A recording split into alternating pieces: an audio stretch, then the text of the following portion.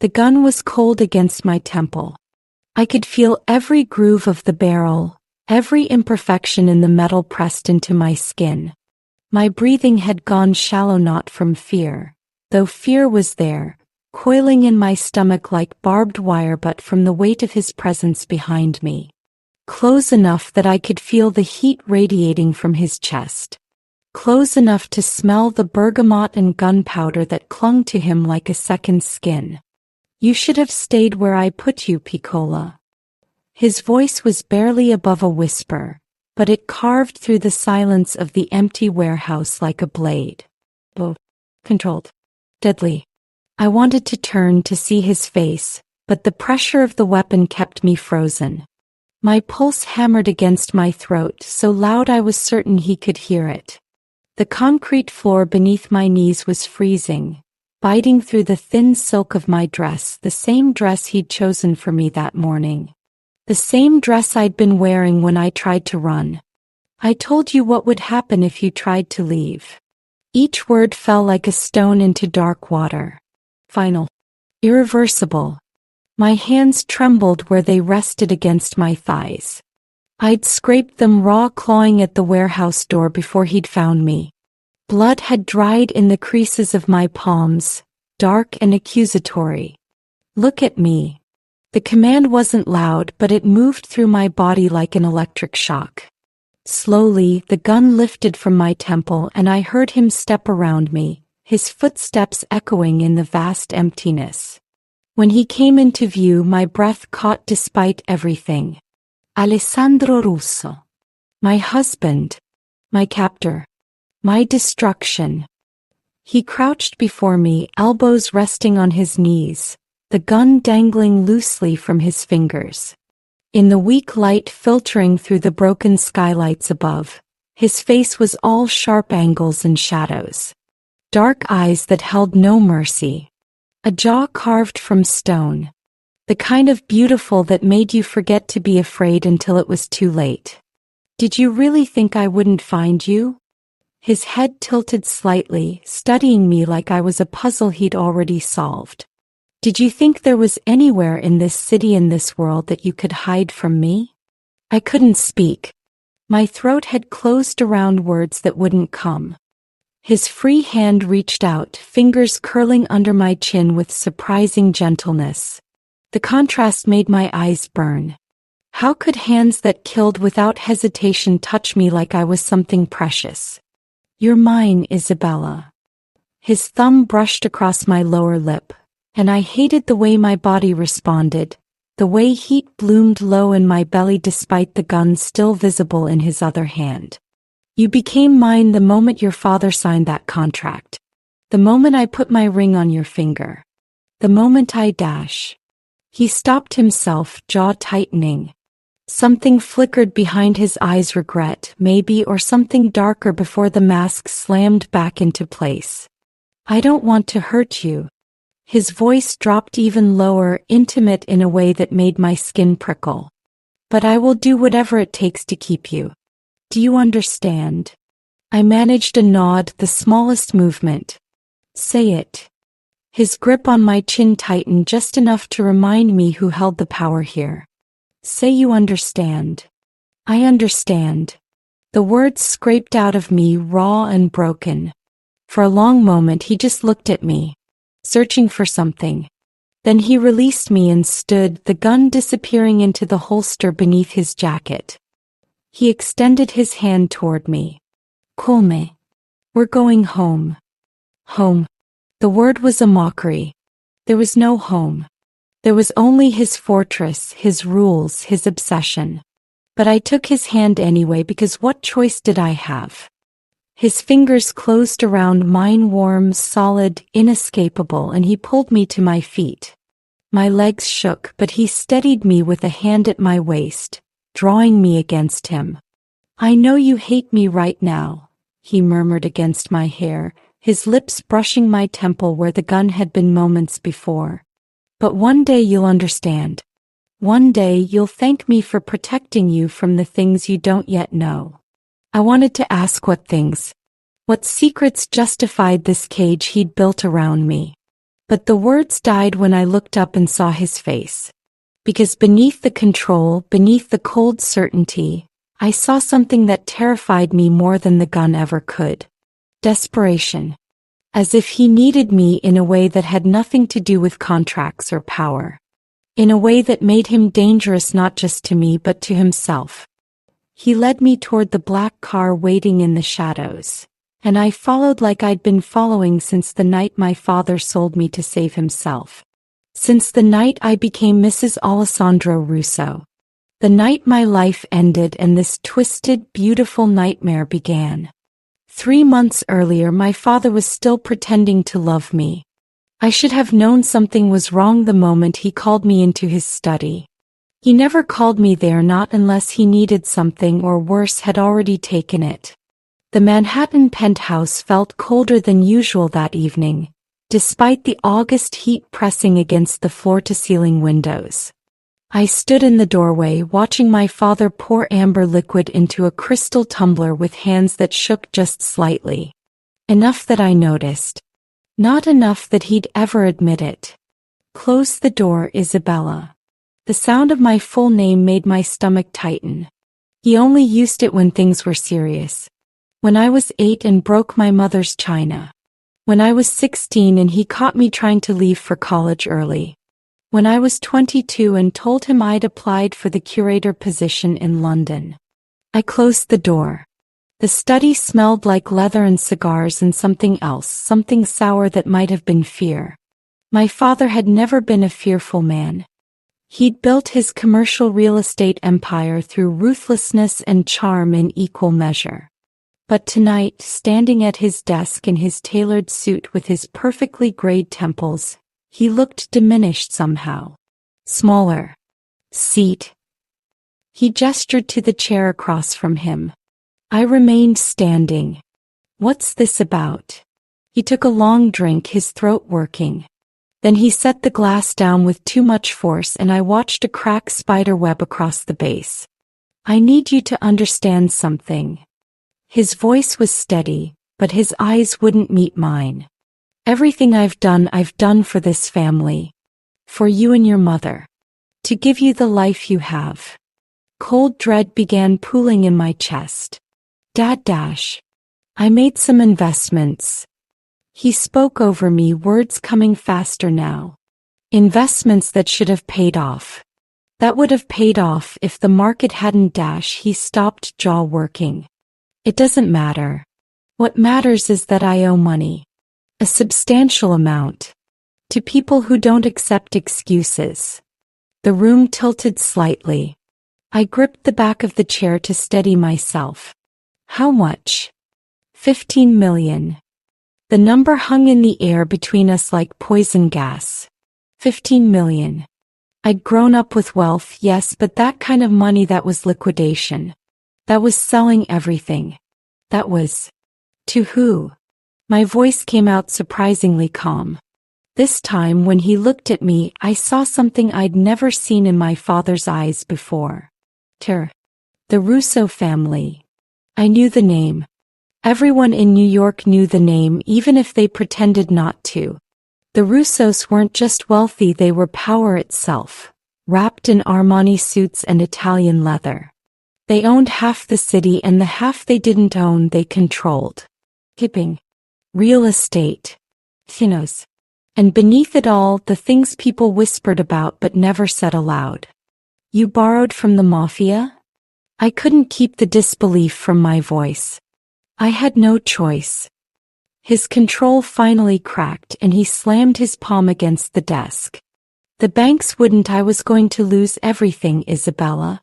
Your mother's medical bills, the penthouse, your trust fund dash. So you went to criminals instead. I felt something hard and cold settling in my chest. How could you be so stupid? Watch your tone. The sharpness in his voice was automatic, habitual. But there was no strength behind it. I laughed, but it came out wrong, too high, too sharp. Or what? You'll ground me? Take away my allowance? Oh wait, you already gambled that away, didn't you? He flinched like I'd struck him. Good. There's a solution. He spoke quietly now, eyes dropping to the contract on his desk. A contract I was just now noticing. Heavy paper. Red wax seal. Alessandro Russo has agreed to forgive the debt. All of it. Hope flickered for just a moment before I saw his face. In exchange for what? The silence stretched so long I thought he might not answer. Outside, the city glittered like scattered diamonds, beautiful and sharp enough to cut. In exchange for you. The words didn't make sense at first. They bounced around my head like stones rattling in a jar, refusing to settle into meaning. What? Marriage. He still wouldn't look at me. A union between our families. It would clear the debt and strengthen both our positions. His family gains legitimacy through our social standing, and we gain their protection. Marriage. I repeated the word like it was foreign. Like I'd never heard it before. You want to sell me? It's not like that, Dash. Then what is it like? My voice was rising now, control slipping away.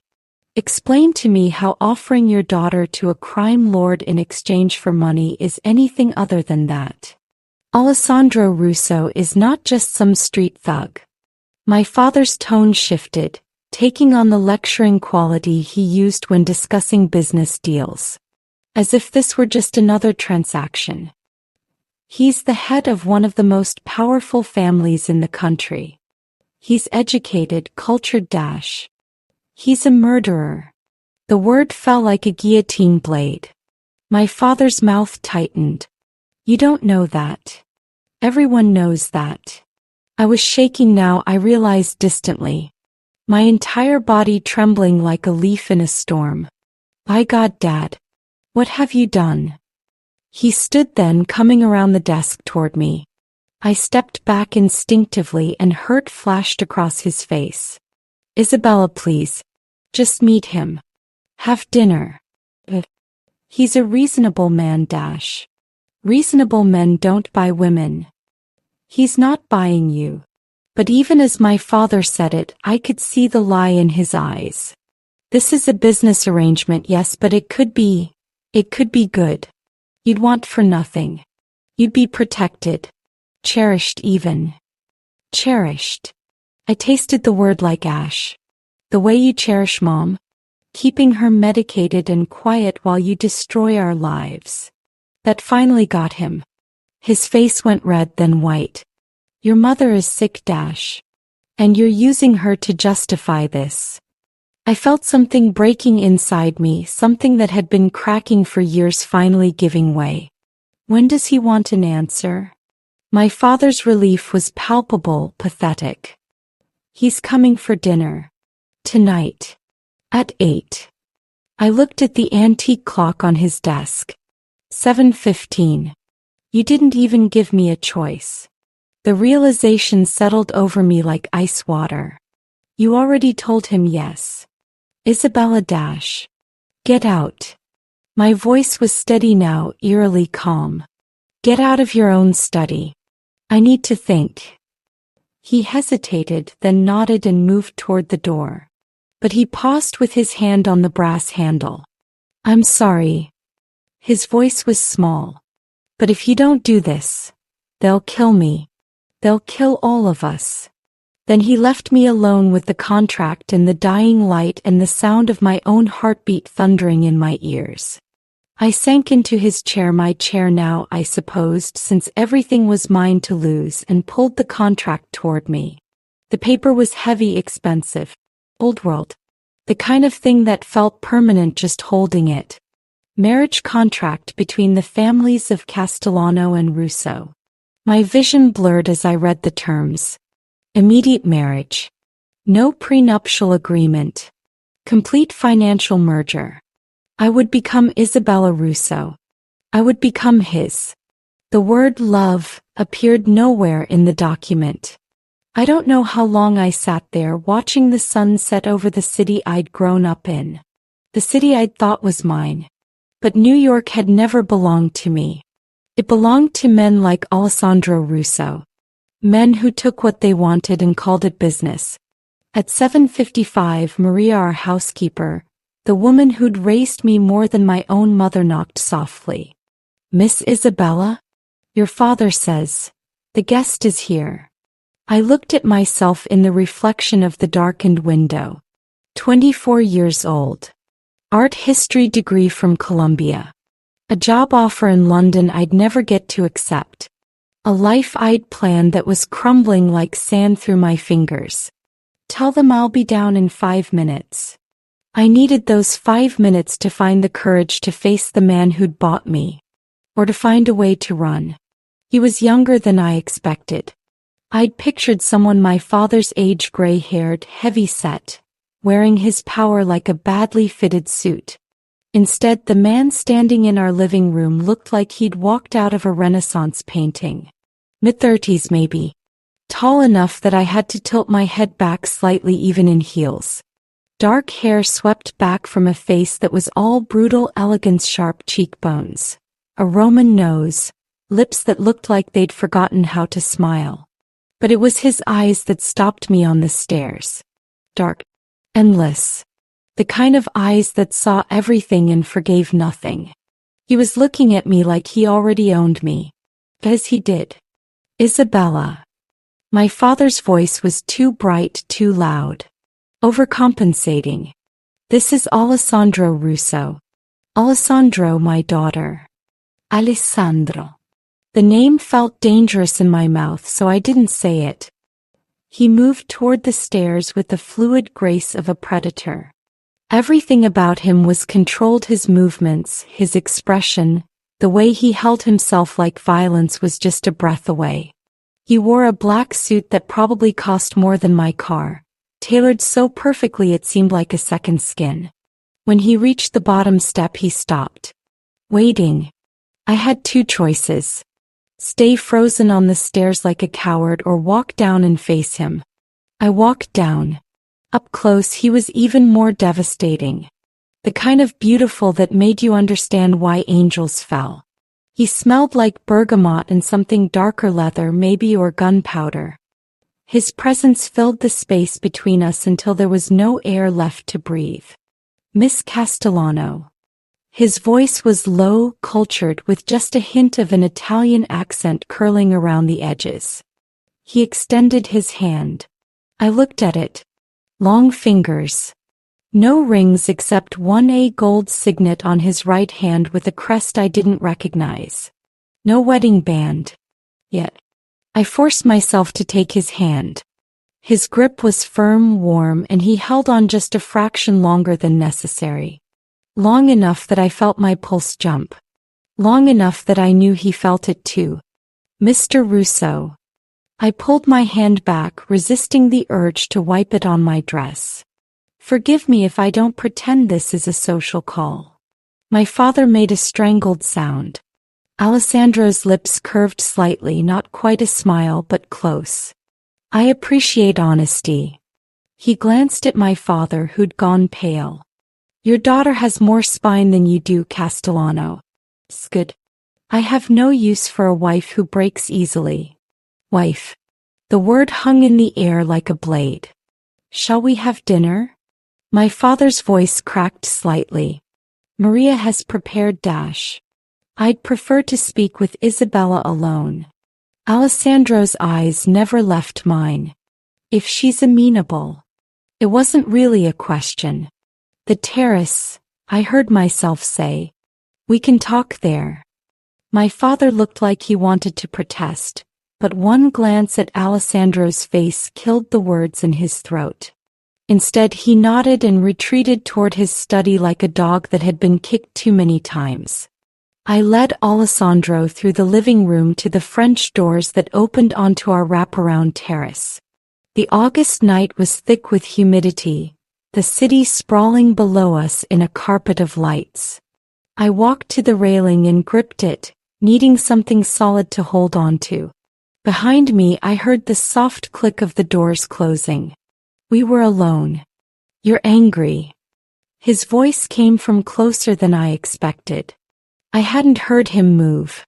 "That's understandable." "Angry." I laughed, but it came out broken. That's an interesting word for it. What word would you use? I turned to face him. He'd removed his jacket and draped it over one of the terrace chairs. In just his white shirt and black vest, he looked less like a businessman and more like what he really was.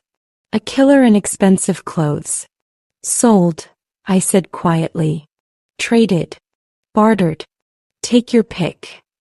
Your father made poor choices. He moved to the railing beside me, close enough that I could feel the heat of him. I'm offering him a way out. And you dash, he paused, his gaze moving over my face with an intensity that made my skin prickle. You get security. Protection. A life most women would envy. Most women aren't being forced into marriage with a stranger. No. His voice dropped lower. Most women would have to settle for less dangerous men. Men who couldn't keep them safe from what's coming. I turned sharply to look at him. What's coming? For the first time, something flickered behind his carefully controlled expression. Something that might have been concern.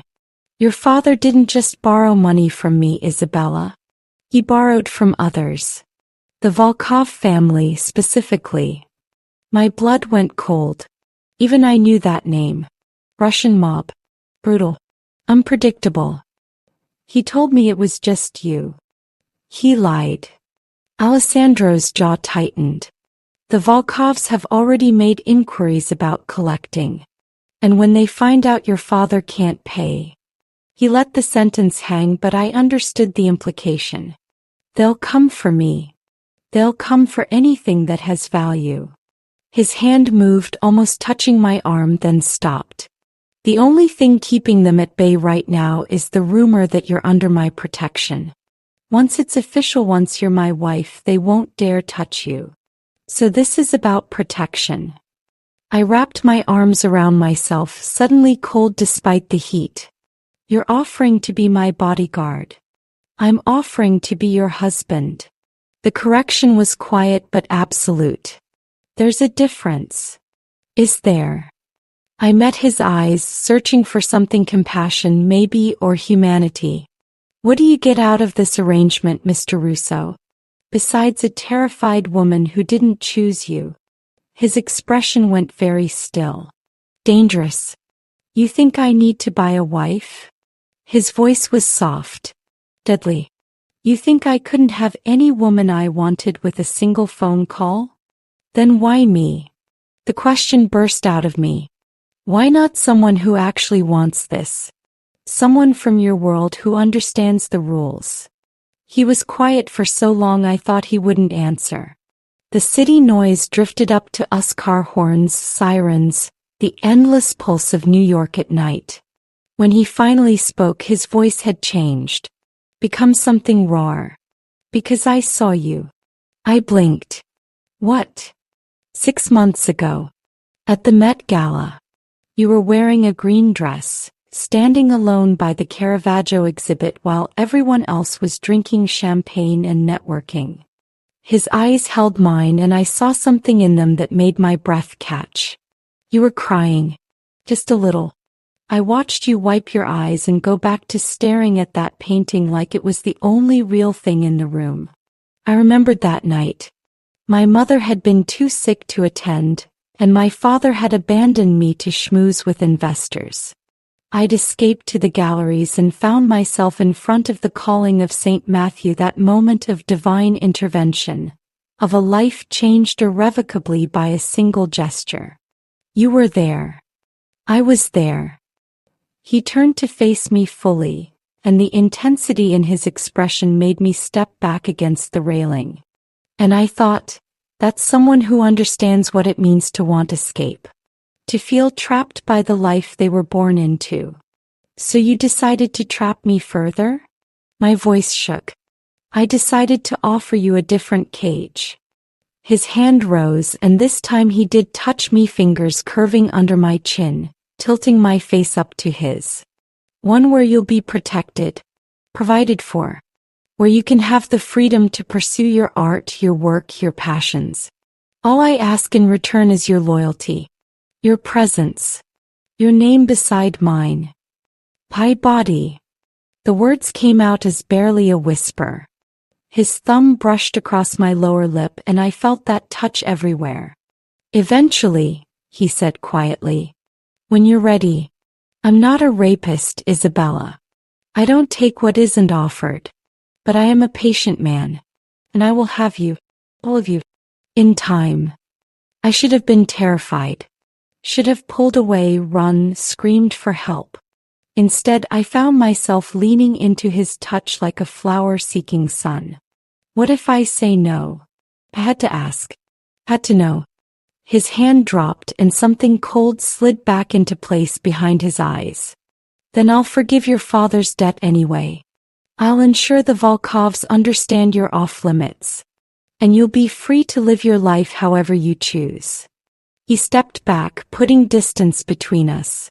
But you'll spend every day looking over your shoulder. Wondering when your father's other creditors will come calling. Wondering if the choices he made will eventually destroy you both. That's not really a choice. No. He picked up his jacket, shrugging into it with practiced ease. It's not. But it's the only one you have. He walked to the French doors, then paused with his hand on the handle. I'll give you 24 hours to decide. After that, I'll need an answer. His eyes met mine one last time and I saw something in them that might have been regret. For what it's worth, Isabella, I would have preferred you came to me willingly. But I'll take what I can get. Then he was gone, leaving me alone on the terrace with the city lights and the sound of my own ragged breathing. I sank down onto one of the chairs, my legs finally giving out. 24 hours to decide the rest of my life. I pulled out my phone, staring at the screen. I could call someone. A friend. My aunt in Boston. Book a flight to anywhere. But even as I thought it, I knew it was futile. Alessandro Russo wasn't the kind of man you ran from.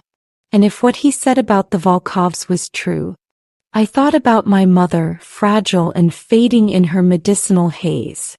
About my father, weak and desperate and drowning. About the life I'd planned that was already slipping away like water through my fingers. And I thought about Alessandro's hand on my face. The way his touch had made me feel both terrified and safe. The darkness in his eyes that called to something equally dark in me. 24 hours. I closed my eyes and tried to imagine a world where I said no. All I saw was blood. I said yes at hour 23. Not because I wanted to, but because at 11 p.m. the following night, 2 men in black suits appeared at our building's entrance. And the doorman called up with barely concealed panic in his voice to say that gentlemen were asking for my father. Russian accents. I found my father in his study, hands shaking so badly he could barely hold his phone. The Volkovs hadn't wasted time. They wanted their money. Tonight. I took the phone from him and called the number Alessandro had left on his card. He answered on the first ring. Isabella. Just my name. But the way he said it, like he'd been waiting, like he'd known I would call, made something tighten in my chest. I'll marry you. The words came out steadier than I felt. But I have conditions. Pause. Then, I'm listening. My mother gets the best medical care available. Private nurses. Whatever she needs. Done. My father's other debts, all of them cleared. Consider it handled. I took a breath. And I want my own bank account. Money that's mine. That you can't touch or control. This pause was longer. I heard something that might have been amusement in his voice when he finally answered. Anything else? Separate bedrooms. My hand tightened on the phone. Until I'm ready. I already told you I wouldn't force you, Piccola. The endearment was soft, possessive. But understand, when you do come to me, it will be because you want to. Because you can't stand the distance anymore. And when that happens, there will be no more separate rooms. Heat flooded my face. The men downstairs are leaving as we speak. I heard him say something in Italian to someone in the background. I've sent my own people to escort them out. You're safe. For now. For always. The promise in his voice was absolute. Pack a bag, Isabella. I'll be there in an hour to pick you up. An hour? But I thought the wedding is tomorrow. St. Patrick's Cathedral. 2 p.m. My knees went weak. Tomorrow. I don't believe in long engagements. There was steel beneath the silk of his voice. And I won't risk the Volkovs changing their minds about backing off. Once you're my wife, you're untouchable. Until then, you're vulnerable. He was right. I hated that he was right. 1 hour, I whispered. 1 hour. He paused. Isabella, you made the right choice. He hung up before I could tell him that there had been no choice at all. The wedding was nothing like I'd imagined as a girl. Nobody this mites. No flowers except a single bouquet of white roses that appeared in my hands as if by magic.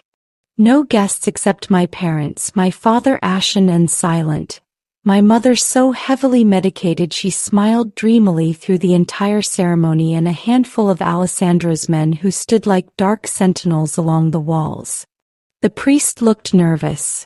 I wore a dress that had been delivered to Alessandro's penthouse that morning, where I'd spent the night in a guest room so luxurious it felt like a gilded cage. The dress was beautiful. Cream silk that hugged my body before flowing into a simple train. Off-shoulder sleeves. A neckline that was modest but somehow still made me feel exposed. It fit perfectly. He'd known my measurements without asking. I stood at the altar and tried not to think about how none of this was real. How this was a transaction dressed up in white silk and religious ceremony. Alessandro appeared at exactly 2 p.m. He wore a black tuxedo that made him look like death and sin wrapped together. His hair was swept back, his jaw freshly shaved. When he walked down the aisle toward me, every eye in the cathedral followed him. But his eyes were only on me. He stopped beside me and I caught that scent again, bergamot and danger. His hand found mine, and even through my trembling, I felt the steadiness of him. You look beautiful, he murmured so quietly only I could hear. I couldn't respond. My throat had closed around words that wouldn't come. The priest began speaking in Latin, and I let the ancient words wash over me without meaning. I felt disconnected from my body, floating somewhere above this scene. Watching a girl in a white dress promise her life to a man she didn't know.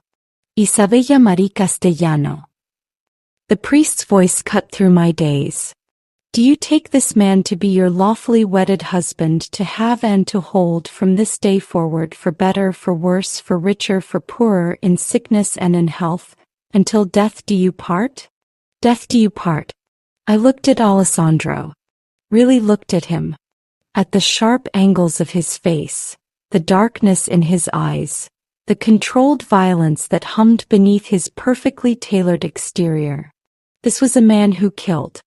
Who ruled through fear and power. Who'd bought me like property and called it salvation. And yet, there was something else there too. Something I'd seen on the terrace. Something hungry and desperate and almost human. Idol. The words came out as barely a whisper, but they echoed through the cathedral like a gunshot.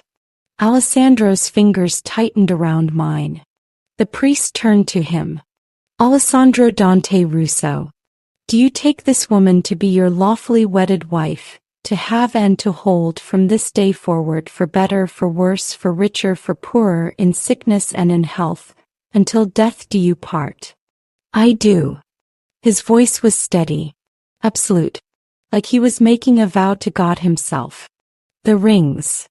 One of Alessandro's men, tall, scarred, with cold blue eyes, stepped forward with a black velvet box. Alessandro took out 2 rings. One was a simple platinum band. The other. I stared at the diamond on the engagement ring. It had to be 5 carats at least. Emerald cut. Flawless. The kind of ring that cost more than most people made in a year. The kind of ring that marked me as his. He slid the rings onto my finger with hands that didn't shake. Then he handed me his ring, a wide platinum band that matched mine. I had to concentrate to keep my fingers steady as I pushed it onto his hand. It felt wrong. Intimate. Like I was agreeing to more than just a legal contract. I now pronounce you husband and wife. The priest looked relieved to be done. You may kiss the bride. My heart stopped. Alessandro's hand came up to cup my face, tilting it toward his. His thumb brushed my cheekbone and I saw something flash in his eyes, triumph, maybe, or possession. Breathe, Piccola, he whispered. Then his mouth was on mine. The kiss was not gentle. It was acclaiming. A brand. His lips moved against mine with practiced skill, coaxing them open, and when his tongue swept inside I tasted whiskey and mint and ownership. His other hand came to my waist, pulling me against him, and I felt the hard planes of his body through the silk of my dress. I should have pushed him away. Should have kept it brief and perfunctory. Instead, I found myself kissing him back. My hands came up to his chest to push him away, I told myself, but instead my fingers curled into his lapels, holding him closer. Heat spread through my body like wildfire, burning away thought and reason. For just a moment I forgot where we were. Forgot why we were here. Forgot everything except the taste of him.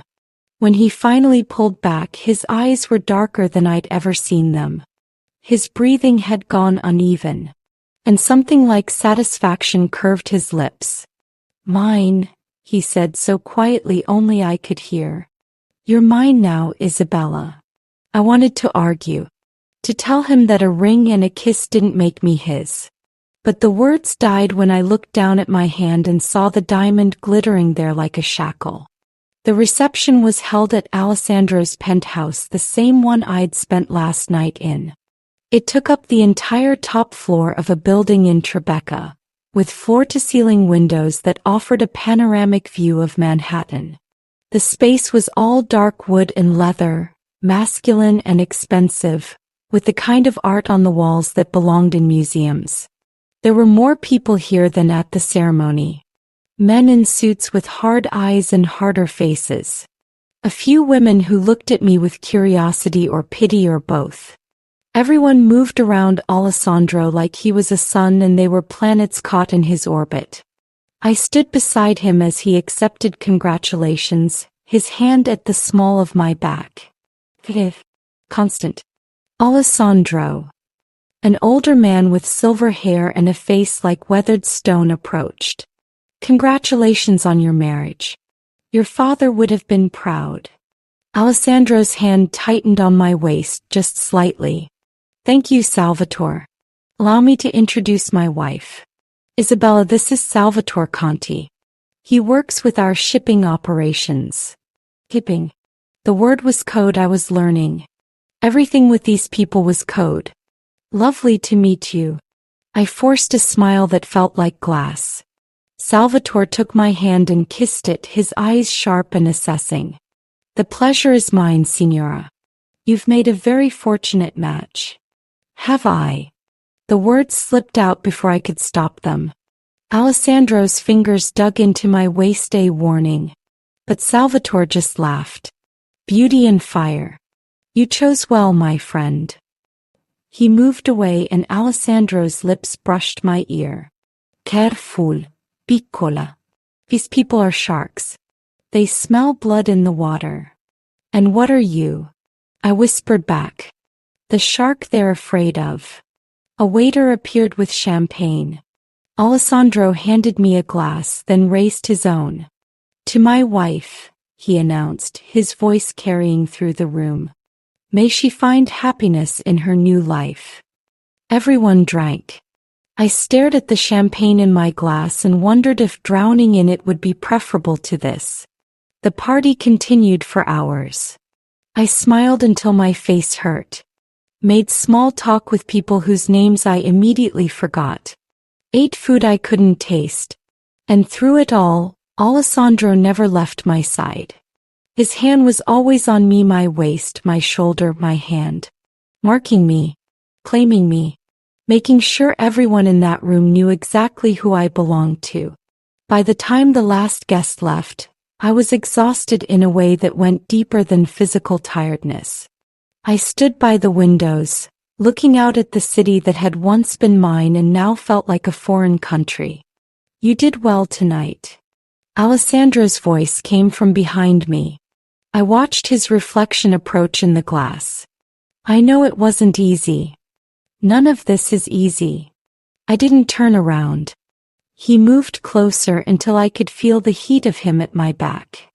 Not touching, but close enough that I had to fight the urge to lean into him. It will get easier. His voice was quiet. I promise you that. How can you promise something like that? I finally turned and found him closer than I expected. Close enough to see the exhaustion in his own eyes. You can't control how I feel. No. His hand came up and I thought he might touch me, but he just ran his fingers through his hair instead. But I can control what threatens you. Who threatens you? And I can give you time. Time. I laughed, but it sounded broken. Time to what? Fall in love with my cage. Something flashed across his face, hurt maybe, or anger. But when he spoke, his voice was carefully neutral. Your room is ready. Second door on the left. I had your things moved from your father's place. He stepped back, putting distance between us. You should rest. It's been a long day. He turned to leave. Alessandro. I don't know why I called him back. Don't know what I expected to say. He stopped but didn't turn around. Thank you, I found myself saying. For saving my mother. My father. I trailed off, not sure how to finish. You don't have to thank me. His voice was rough. You're my wife now. Your family is my responsibility. Then he was gone, leaving me alone with the city lights and the weight of the rings on my finger. I went to my room, a beautiful space done in creams and golds, with a bed big enough for 3 people and windows that overlooked the Hudson. Someone had unpacked my things, hung my clothes in the massive closet, placed my books on the shelves, making it look like I lived here, like I belonged. I changed into a nightgown and climbed into bed, but sleep wouldn't come. Instead, I lay there staring at the ceiling and thinking about the way Alessandro had kissed me. The way I'd kissed him back. The way part of me had wanted it to continue. Around midnight, I heard footsteps in the hallway. They paused outside my door. I held my breath, waiting. But after a long moment, the footsteps moved on. I heard a door close somewhere deeper in the penthouse. Alessandro, I realized. Going to his own room. Keeping his promise about separate bedrooms. I should have been relieved. Instead, I felt something uncomfortably close to disappointment. I woke to sunlight streaming through unfamiliar windows and the smell of coffee drifting under my door. For a moment, I forgot where I was. Then I saw the wedding dress hanging on the back of the closet door, a ghost in cream silk, and everything came rushing back. I was married. I was Isabella Russo. The thought sat in my stomach like a stone. I found a note on the nightstand, written in bold, precise handwriting. Had to handle business. Make yourself at home. Car and driver are available if you need to go anywhere. Credit cards in the kitchen. Make yourself at home. As if this mausoleum of leather and dark wood could ever feel like home. I showered in the marble bathroom, dressed in jeans and a sweater, and ventured out into the penthouse. In daylight, it was even more imposing. Everything was expensive, tasteful, and completely impersonal. No photographs. No clutter. Nothing that suggested an actual human being lived here. Except for one thing. In the study, Alessandro's study, I corrected myself. I found a wall of books. Real books, not the decorative kind wealthy people bought by the yard. These had cracked spines and dog-eared pages. I ran my fingers along them, reading titles. Machiavelli, Sun Tzu, poetry in Italian, philosophy in Latin. And tucked in one corner, a worn copy of The Count of Monte Cristo. I pulled it out and a piece of paper fell from between the pages. A photograph, old and faded. A young Alessandra, maybe 16, standing with an older man who had the same dark eyes and sharp features. They were smiling. The older man's hand rested on Alessandro's shoulder. On the back, in that same bold handwriting but younger, more careless. Me and Papa. Last good day. I stared at it for a long time, trying to reconcile the cold, controlled man who'd bought me with this boy who'd once had a father and smiled like he meant it. You're up. I spun around, dropping the photograph. Alessandro stood in the doorway, still wearing a suit but with his tie loosened and his sleeves rolled up. There was blood on his collar, just a spatter, barely visible against the white fabric. My breath caught. He followed my gaze and frowned. It's not mine. That's not reassuring. It wasn't meant to be. He moved into the room and I found myself backing up against the bookshelf. I told you what I am, Isabella. I won't apologize for it. I'm not asking you to. I couldn't take my eyes off that blood.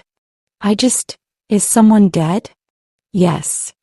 The bluntness of it stole my breath. Someone who threatened what's mine. He stopped a few feet away, watching me with those dark, unfathomable eyes. Someone who thought they could use you to get to me. I slid down my spine. What? Word travels fast in our world. The Bratva Volkov's organization, they're not pleased about our marriage. They see it as a power play. Which it is. He loosened his tie completely, pulling it off and tossing it onto a chair. One of their men was spotted near your father's building this morning, asking questions about you.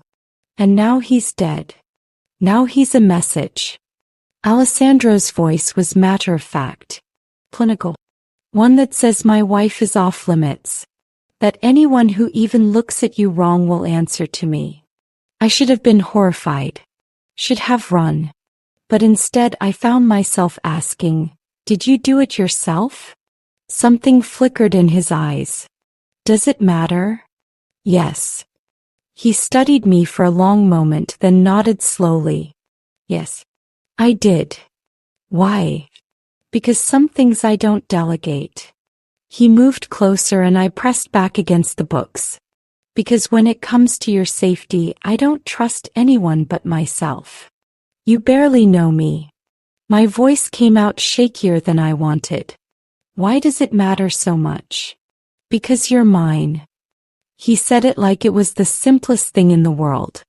My wife. My responsibility. My dash. He stopped, jaw working. You're what? He didn't answer. Instead he reached past me, picking up the photograph I'd dropped. His expression went carefully blank as he looked at it. You were going through my things. I was looking at your books. I lifted my chin. Is that not allowed? Everything in this house is yours now. He set the photo back between the pages, sliding the book onto the shelf. I have no secrets from you, Isabella.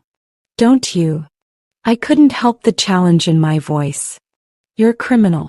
A killer. You run an empire built on violence and fear. And I'm supposed to believe you have no secrets. I didn't say I had no secrets. His lips curved slightly, not quite a smile.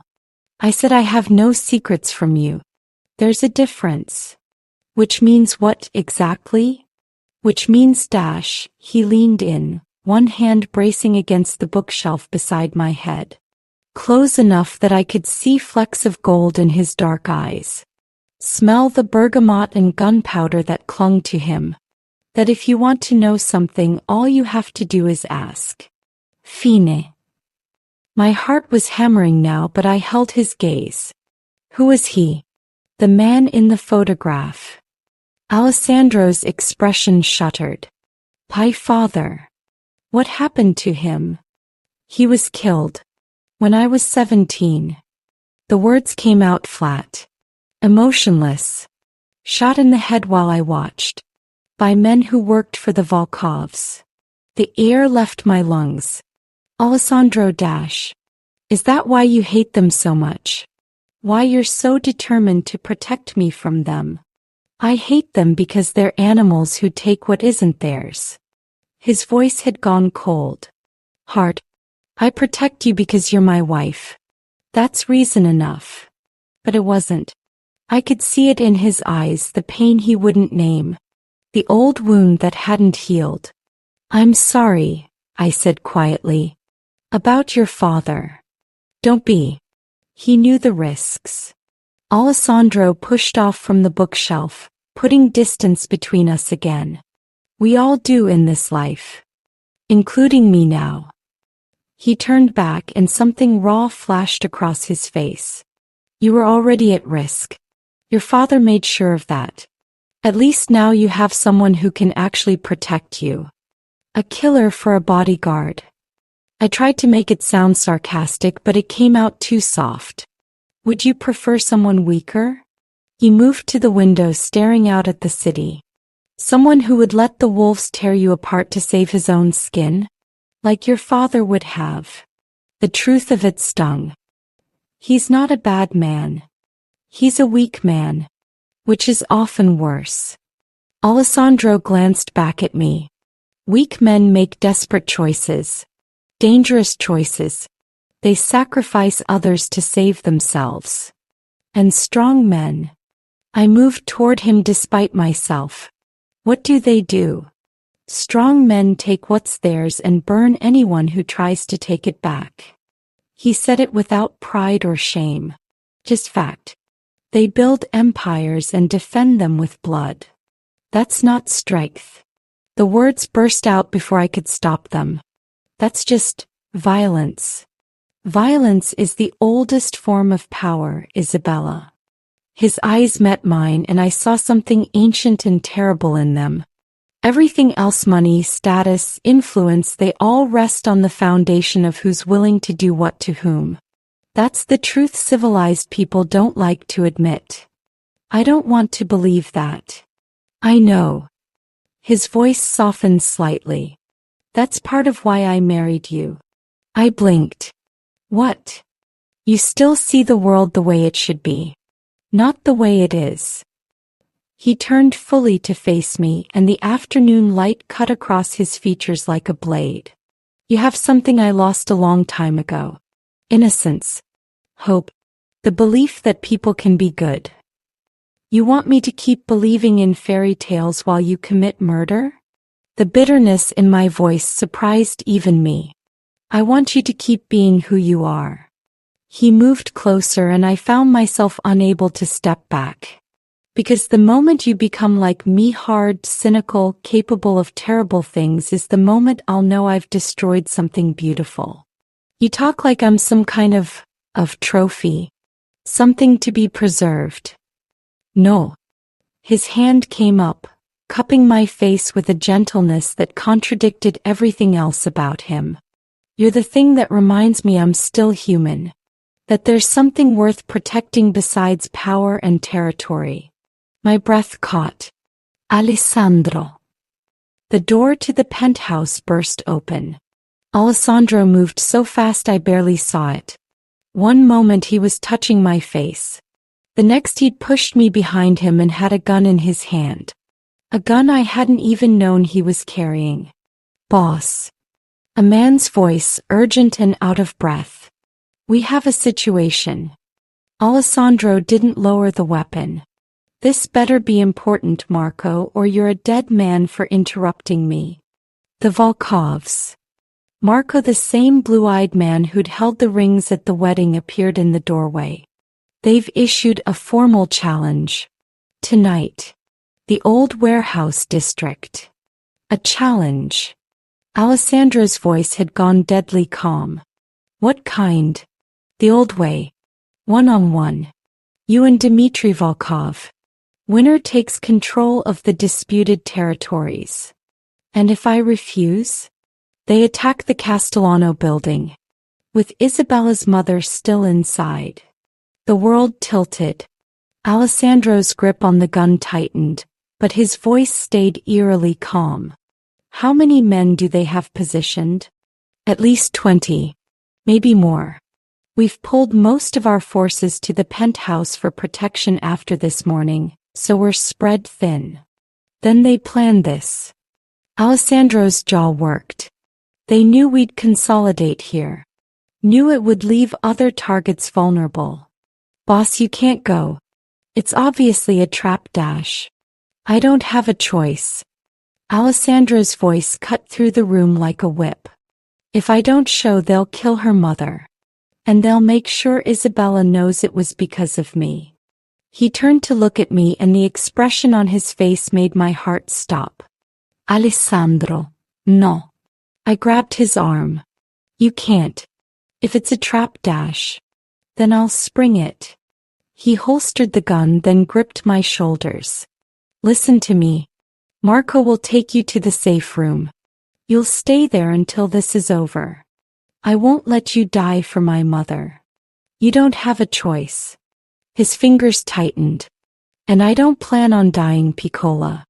I plan on ending this threat once and for all. By fighting a trained killer in single combat? My voice broke. That's insane. It's the only way. He pulled me against him suddenly, fiercely. His arms wrapped around me, and I felt the hammer of his heart against my cheek. I need you to trust me. Can you do that? I thought about the blood on his collar. The coldness in his eyes when he talked about killing. The violence that lived beneath his expensive suits and cultured voice. And I thought about the photograph of a boy with his father. The way he touched my face. The books with worn spines that said he was more than just a weapon in human form. Yes, I whispered against his chest. I trust you. I felt him go still. Then his hand came up to cradle the back of my head, and his lips pressed against my hair. I'll come back to you, he murmured. I promise. Then he was pulling away, all business again. Marco. Get her to the safe room. No one gets in except me. Understood? Yes, boss. Alessandro looked at me one last time. The mask had slipped back into place, the cold, controlled killer who'd bought me and called it salvation. But I'd seen what was underneath. And I knew now that he wasn't just protecting an asset or defending his territory. He was protecting me. Because somehow, impossibly, I'd become something more to him than a transaction. Be careful, I said. He smiled, then a real smile, small but genuine. Always. Then he was gone, and Marco was pulling me toward a hidden door in the wall I hadn't even known existed. This way, Mrs. Russo. Mrs. Russo. My new name. My new identity. The name of the woman married to a man who was walking into a trap to save my mother. I let Marco lead me into the darkness and tried not to think about the possibility that I might already be a widow. The safe room was exactly what it sounded like, a windowless concrete box hidden behind a false wall in Alessandro's study. Steel door. Reinforced walls. Enough supplies to survive a siege. A cage within a cage. Marco left me with a phone that only called one number, Alessandro's, and instructions not to open the door for anyone. Then the lock clicked, and I was alone with my fear and the fluorescent lights that hummed overhead like dying insects. I paced. Checked my phone every 30 seconds, even though Alessandro had said he'd call when it was over. Tried not to imagine all the ways this could go wrong. A trap, Marco had said. Of course it was a trap. The Volkovs weren't stupid. They wouldn't challenge Alessandro to single combat unless they had an angle. An advantage. A way to ensure he didn't walk out alive. And I'd let him go. I trust you, I'd said. Like trust was enough to stop bullets. like faith could protect him from whatever nightmare was waiting in that warehouse. I sank onto the narrow cot against the wall and stared at the phone in my hands. 2 days ago I'd been a different person. A woman who spent her days surrounded by art and beauty, who believed the world was fundamentally good, who thought the worst thing that could happen was a broken heart or a failed career. Now I was married to a killer, sitting in a panic room, praying for him to survive the night. The phone rang. I nearly dropped it in my haste to answer. Alessandro. It's Marco. His voice was tight, professional. Just checking in. You okay in there? My heart sank. I'm fine. Is there news? Not yet. The boss wanted me to keep you updated. Boss. He'll call when he can. Marco. I gripped the phone tighter. Tell me the truth. What are his chances? The silence stretched too long. Mrs. Russo dash. Please. My voice cracked. I need to know. He sighed. Dmitry Volkov is one of the best fighters in the Bratva. Trained in Systema since he was a kid. The boss is good, better than good, but Dmitry has the edge in hand-to-hand. Then why is Alessandro doing this? Because if he doesn't, they'll kill your mother. And then they'll come for you. And the boss dash. Marco's voice softened slightly. He'd burn the world down before he let that happen. The words hit me like a physical blow.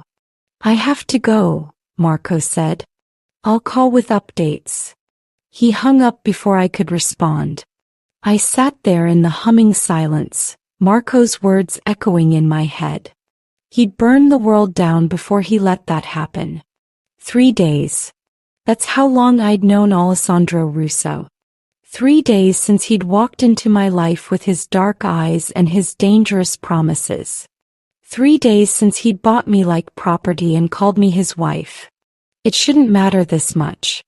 But I couldn't stop seeing his face when he'd pulled me against him. The way he'd held me like I was something precious. The promise in his voice when he'd said he'd come back. I'll come back to you. Not I'll survive. Not I'll win. I'll come back to you. Like I was what mattered.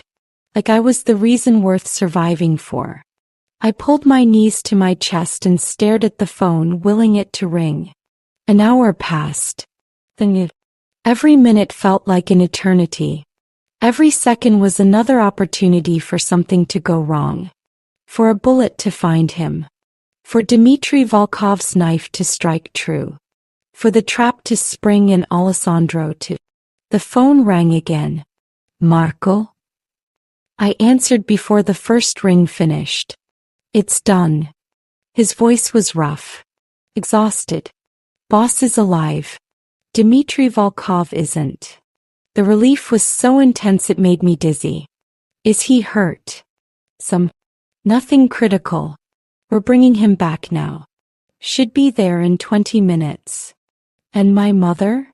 Safe. We pulled her out during the fight. She's being moved to a private facility as we speak.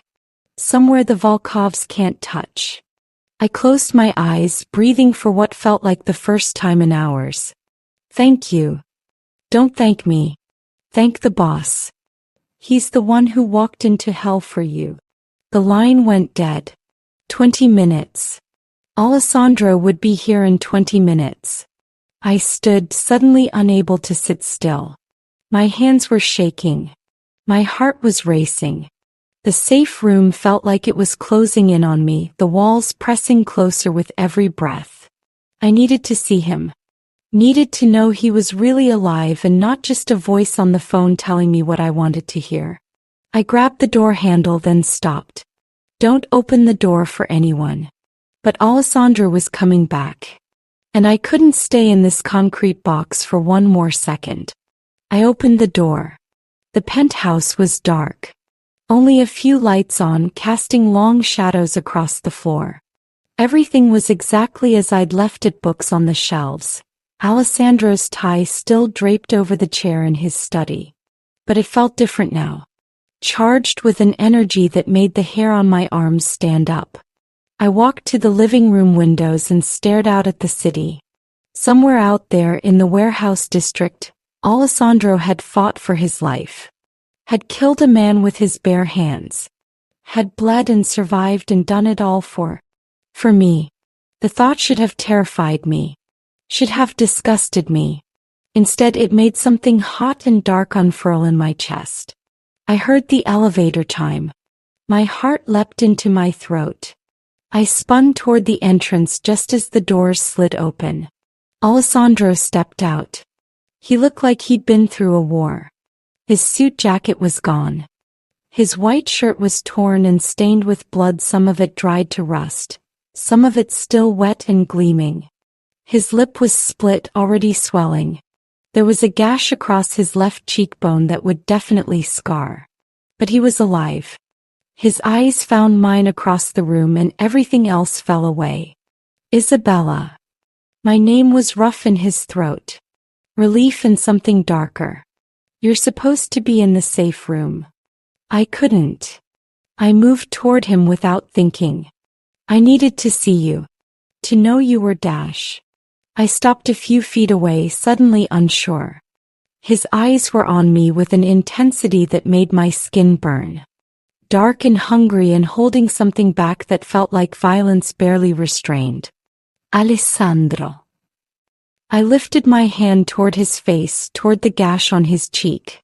You're hurt. It's nothing. But he didn't move away when my fingers brushed his skin. He went very still instead, like my touch had frozen him in place. You could have died. The words came out shakier than I wanted. For my mother. For me. You could have Dash. But I didn't. His hand came up to cover mine, pressing my palm against his cheek. His skin was hot. Feverish. I told you I'd come back to you. Why? The question burst out of me. Why does it matter so much? Why would you risk everything for someone you barely know? His jaw worked. For a moment I thought he wouldn't answer. Then he pulled my hand away from his face, but he didn't let go. His fingers laced through mine and I felt the calluses on his palm, the strength in his grip. Because the moment I saw you at that gala, he said quietly, standing alone and crying in front of that painting in you. I don't know how. I don't know why. But I looked at you and something in me recognized something in you. Recognized what? Someone who understood what it meant to be trapped. To wear a mask and smile while dying inside. To want more than the life you were born into. His other hand came up to cup my face, thumb brushing across my cheekbone. You were so beautiful and so broken and so alive. And I thought, that's someone worth burning the world down for. My breath caught. Alessandro. I know it's insane. A bitter smile curved his lips. I know you didn't choose this. That I forced you into a marriage you never wanted. That every reason you have to hate me is valid. His thumb traced my lower lip and I felt that touch everywhere. But I also know that when that Russian bastard threatened you tonight, when he said your name like you were something he could take, I would have torn him apart with my bare hands. And I did. The confession hung between us, raw and brutal and honest. I don't know what to do with this, I whispered. With you. I should be terrified. Should be trying to run. But instead I'm Dash. What? His voice dropped lower. Darker. What are you instead, Piccola? Grateful. The word came out before I could stop it. And guilty. And confused. And Dash. I looked up at him, at this beautiful, dangerous man who'd killed for me. And something else I don't have a name for. His eyes darkened. Isabella. Be very careful what you say next. Why? Because I've been holding myself back. His grip on my face tightened just slightly. Because I promised you time and space in separate bedrooms. But if you keep looking at me like that, if you keep saying things like that, I'm going to break that promise. Heat flooded through me. What if I want you to? He went absolutely still. Don't say that unless you mean it. I mean it. And I did. God help me, I did. I know it's too fast. I know I should want to wait. But tonight, when I thought you might die, my voice broke. I realized I don't want to waste time pretending I don't feel this. Feel what? His voice was rough. Demanding. This pull. This want. This . I took a shaky breath. You. For one moment, Alessandro just stared at me. I saw the war in his eyes, control versus desire, honor versus hunger. Then control lost. He pulled me against him with a growl that was barely human, and his mouth crashed down on mine. This wasn't like the kiss at the altar, careful and controlled and meant for witnesses. This was raw. Desperate. A claiming that tasted like blood and victory in mine. I kissed him back just as desperately, my hands fisting in his ruined shirt. He backed me up against the window, the cool glass a shock against my spine. His body pressed into mine, hard muscle and barely restrained violence, and I felt every inch of him. Tell me to stop. He broke the kiss to drag his mouth along my jaw, down my throat. Tell me this is too fast and I'll walk away right now. I swear to God, Isabella, tell me to stop. Don't stop. My head fell back against the glass, giving him access. Don't you dare stop. His teeth scraped against my pulse point and I gasped. My fingers found his hair, pulling it free from whatever had been holding it back. It fell around his face in dark waves, making him look less like a businessman and more like the killer he really was. You have no idea what you're asking for. His hands slid down my sides, gripping my hips hard enough to bruise. No idea what I want to do to you. Show me. I pulled his face back to mine, meeting his dark eyes. Show me, Alessandro. I'm your wife. Make it real. Something snapped in him. He lifted me in one fluid motion, my legs wrapping around his waist instinctively. The city lights spun as he turned, carrying me away from the windows. Away from the living room. Down the hallway toward his bedroom. Not mine. His. He kicked the door open and carried me inside, and the last rational thought I had before giving myself over completely was that there would be no going back from this. Once I let him in, once I gave him this, I would be his in every way that mattered. And God help me, I wanted it. I wanted him. He laid me on the bed, a massive thing with black silk sheets, and stood over me, breathing hard. In the low light, he looked like a dark angel. Beautiful and terrible and absolutely devastating. Last chance, piccola. His voice was strained. Last chance to change your mind. I sat up, reached for him and pulled him down to me. I'm not changing my mind. His control shattered. And in the darkness of his room, with the city glittering outside like stars, Alessandro Russo finally claimed his wife. I'm your wife. I moved to stand in front of him. For better or worse. Remember. Something flickered in his eyes, pride maybe or fear. Stubborn, he muttered. But he took my hand. Fine. But you stay behind me. Understood. I nodded. We moved through the penthouse together, his hand gripping mine. The phone was still ringing in his study. Alessandro picked it up, his expression going blank as he listened. When? His voice was ice. How many? Pause. Pull everyone back to the safe houses. No one moves without my direct order. Another pause.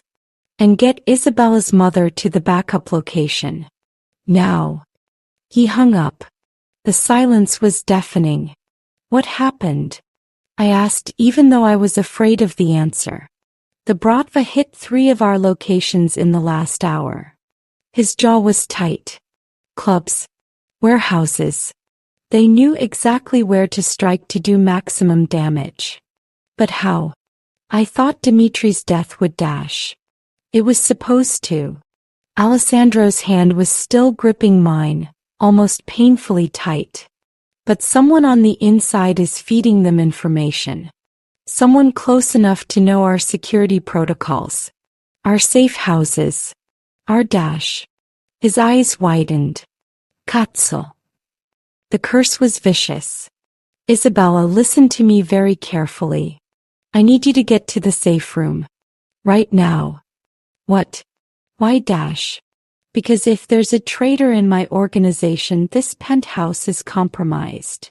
He was already moving, pulling me toward the study. They know about you. They know how much you matter. And that makes you the perfect target. Fear iced down my spine. Alessandro dash. Please. He stopped, turning to face me. The desperation in his eyes was terrifying. Please, Isabella. I can't lose you. Not when I've just dash. He didn't finish. He didn't have to. The windows exploded inward. Alessandro threw himself over me as glass rained down, his body a shield. I heard shouting. Gunfire. The thud of boots on hardwood. Then Alessandro was pulling me up, pushing me toward the hidden door in the wall. Go, he roared. Lock yourself in and don't come out until I dash. A figure appeared in the doorway. Broad-shouldered.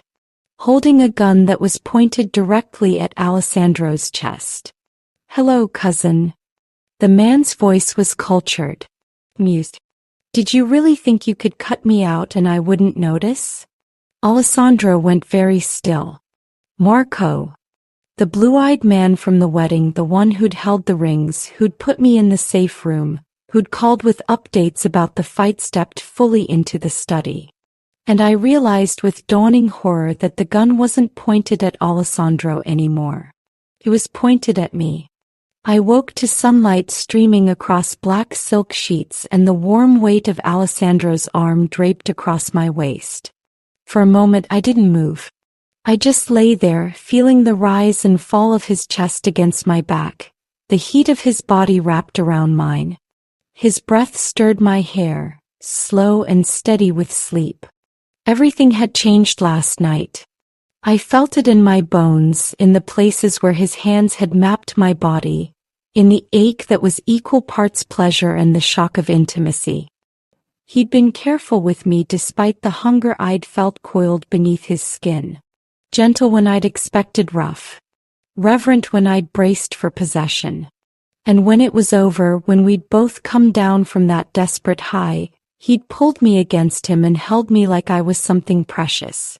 Like I was the most valuable thing in his world. I turned carefully in his arms, not wanting to wake him but needing to see his face. In sleep, Alessandro looked younger. The hard edges softened. The violence that lived beneath his skin temporarily banked. His dark hair fell across his forehead and without thinking, I reached up to brush it back. His eyes opened immediately. Not groggy or disoriented, instantly alert. A predator's instinct. But when he focused on me, something in his expression softened. Morning, piccola. His voice was rough with sleep. He pulled me closer, burying his face in my neck. How do you feel? Sore. I was blushing, I realized. And confused. And regretful. There was an edge to the question. No. I said it quickly. Firmly. Not that. He pulled back to look at me, searching my face. Whatever he saw there made his shoulders relax. Good. His thumb traced my lower lip. Because I'm not giving you back, Isabella. Not now.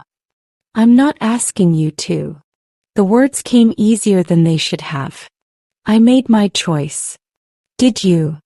His eyes held mine. Or did I take it from you? Again. The question caught me off guard. There was something raw in his voice. Something that might have been guilt or fear or both. You gave me a choice, I said quietly. Last night. You told me to stop you. Multiple times. And if you had, you would have walked away. I knew it with certainty. You would have hated it, but you would have done it. His jaw worked. You sound very sure about that. I am. I traced the line of his collarbone, feeling the tension in his muscles. You're a lot of things, Alessandro. A killer. A criminal. Someone who uses violence to get what he wants. But you're not a rapist. And you keep your promises. Is that what you think of me? His voice had gone soft. Dangerous. A killer and a criminal? Yes. I met his eyes. But you're also the man who saved my mother. Who walked into a trap to protect me. Who held me last night like I was the only thing in the world that mattered. His hand came up to cup my face. You are the only thing that matters. Alessandro. I mean it. His intensity was almost frightening. Everything else, the business, the territory, the power, it's just a means to an end. A way to build walls high enough to keep you safe. But you, Isabella. You're what I'm actually fighting for. The confession stole my breath. You barely know me. I know enough. His thumb brushed across my cheekbone. I know you see beauty in darkness. I know you're stronger than you think. I know you didn't break when your father sold you, didn't shatter when I forced you into this marriage. You bent. You adapted. You survived. Surviving isn't the same as living. No. A ghost of a smile touched his lips. But last night that was living. Wasn't it? Heat flooded my face. Yes. Then we'll have more of it. He kissed me slow and deep and claiming. More nights like that. More mornings waking up together. More moments where the rest of the world doesn't exist. I wanted to believe him. Wanted to sink into the fantasy that this could be something real. Something good. But reality was waiting just outside his bedroom door. What happens now? I asked when he finally released me. With the Volkovs? His expression shuddered. That's not something you need to worry about. Alessandro. I sat up, pulling the sheet with me. I'm your wife. This affects me too.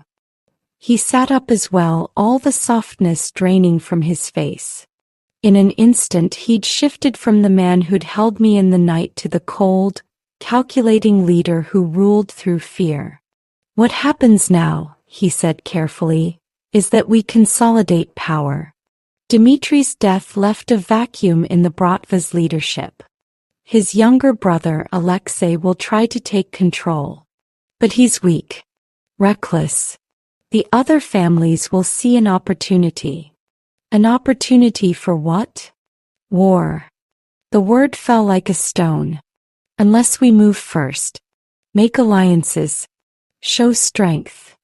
By killing more people. If necessary. He said it without apology. This is my world, Isabella. This is what I do. I know. And I did. But knowing and accepting were two different things. I want to understand. Help me understand how you live with it. Alessandro was quiet for a long moment. Then he stood, pulling on the black pants he'd discarded on the floor last night. Even half-dressed, he moved with that predatory grace that made him seem more dangerous than any weapon. My father was a good man, he said finally. Honorable. He believed in the old ways, rules and respect and keeping your word. He thought if he played by those rules they'd protect him. His voice went hard. They didn't. The Volkovs didn't care about honor. They cared about power. And when my father refused to give them what they wanted, they put a bullet in his head while I watched. I pulled the sheet tighter around myself. Alessandro. I was 17. He turned to face me. Old enough to understand what had happened. Old enough to swear revenge. Old enough to realize that being good, being honorable, that gets you killed in this world. So you became what they were. I became worse. There was no pride in his voice. Just fact. I learned every dirty trick, Every brutal method, every way to hurt and control and destroy. I built an empire on fear because fear is the only language predators understand. And I made sure that what happened to my father would never happen to anyone He stopped. Anyone you love? I finished softly. His eyes met mine. I don't love easily, Isabella. I can't afford to. But the people I claim as mine I protect. Absolutely. Ruthlessly. No matter the cost. Even if it costs you your soul? I lost that a long time ago, Piccola. He moved back to the bed, sitting on the edge. But maybe his hand found mine. Maybe you can help me find pieces of it again. The vulnerability in his voice undid me.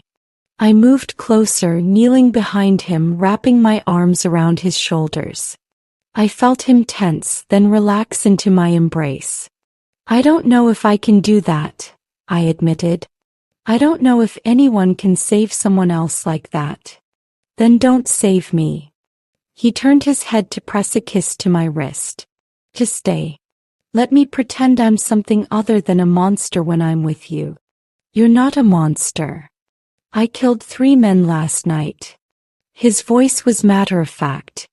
Dimitri with my bare hands. 2 others who tried to intervene. I broke bones and spilled blood and enjoyed it. So tell me, Isabella, what does that make me? I thought about the question. About the easy answer he was expecting. But I'd learned in the past few days that easy answers were usually wrong. It makes you dangerous, I said finally. And capable of terrible things. But it also makes you mine. And I don't think I can judge you for the violence you use to protect what's yours when I'm the one benefiting from it. He turned to look at me, something like wonder in his eyes. How are you real? I ask myself the same thing about you. I kissed his shoulder. A week ago I would have said men like you only existed in movies. Now you're my husband. My I hesitated. You're what? I don't know yet. I met his eyes. What are you to me, Alessandro? Besides my husband. He cupped my face in both hands, his gaze intense. I'm whatever you need me to be. Protector. Provider. Partner. His voice dropped. Loa.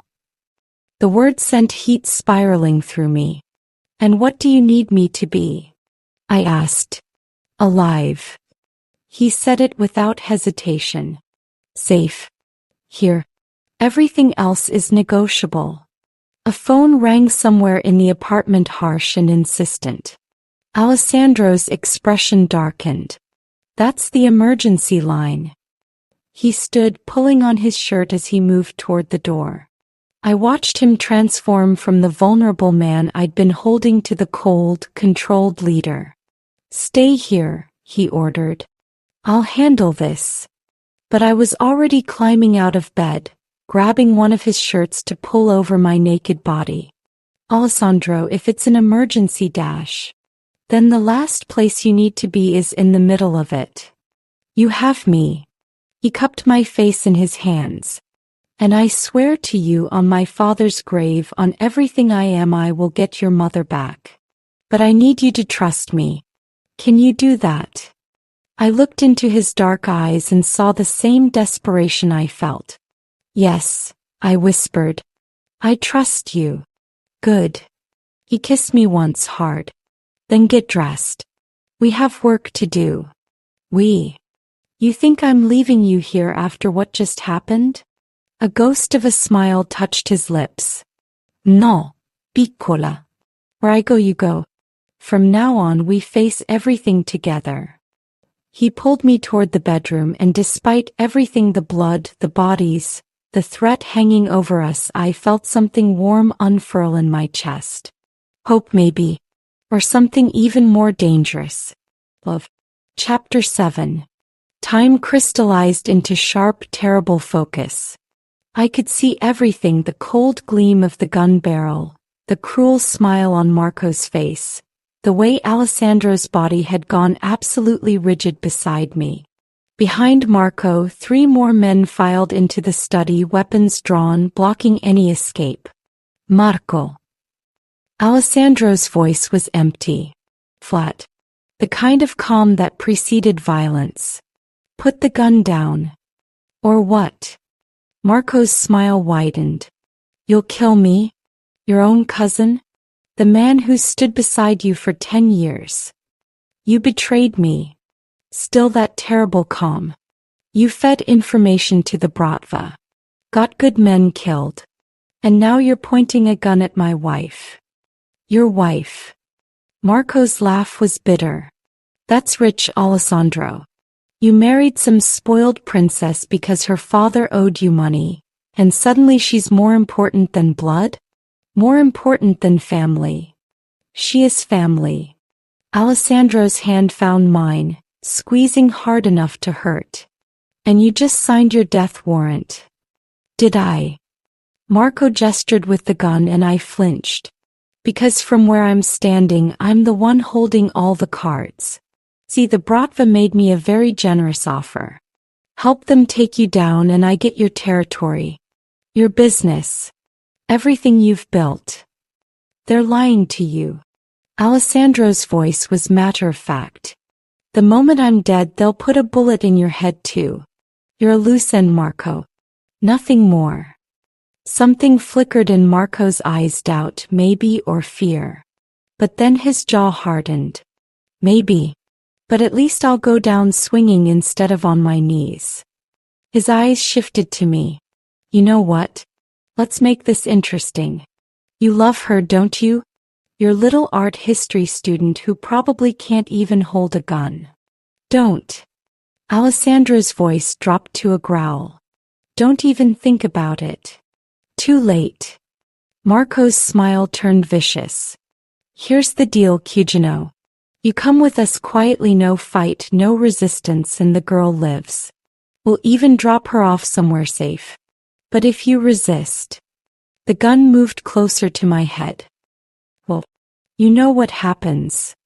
I felt Alessandro's hand trembling in mine. The only outward sign of the war raging inside him. You're going to kill me anyway, Alessandro said.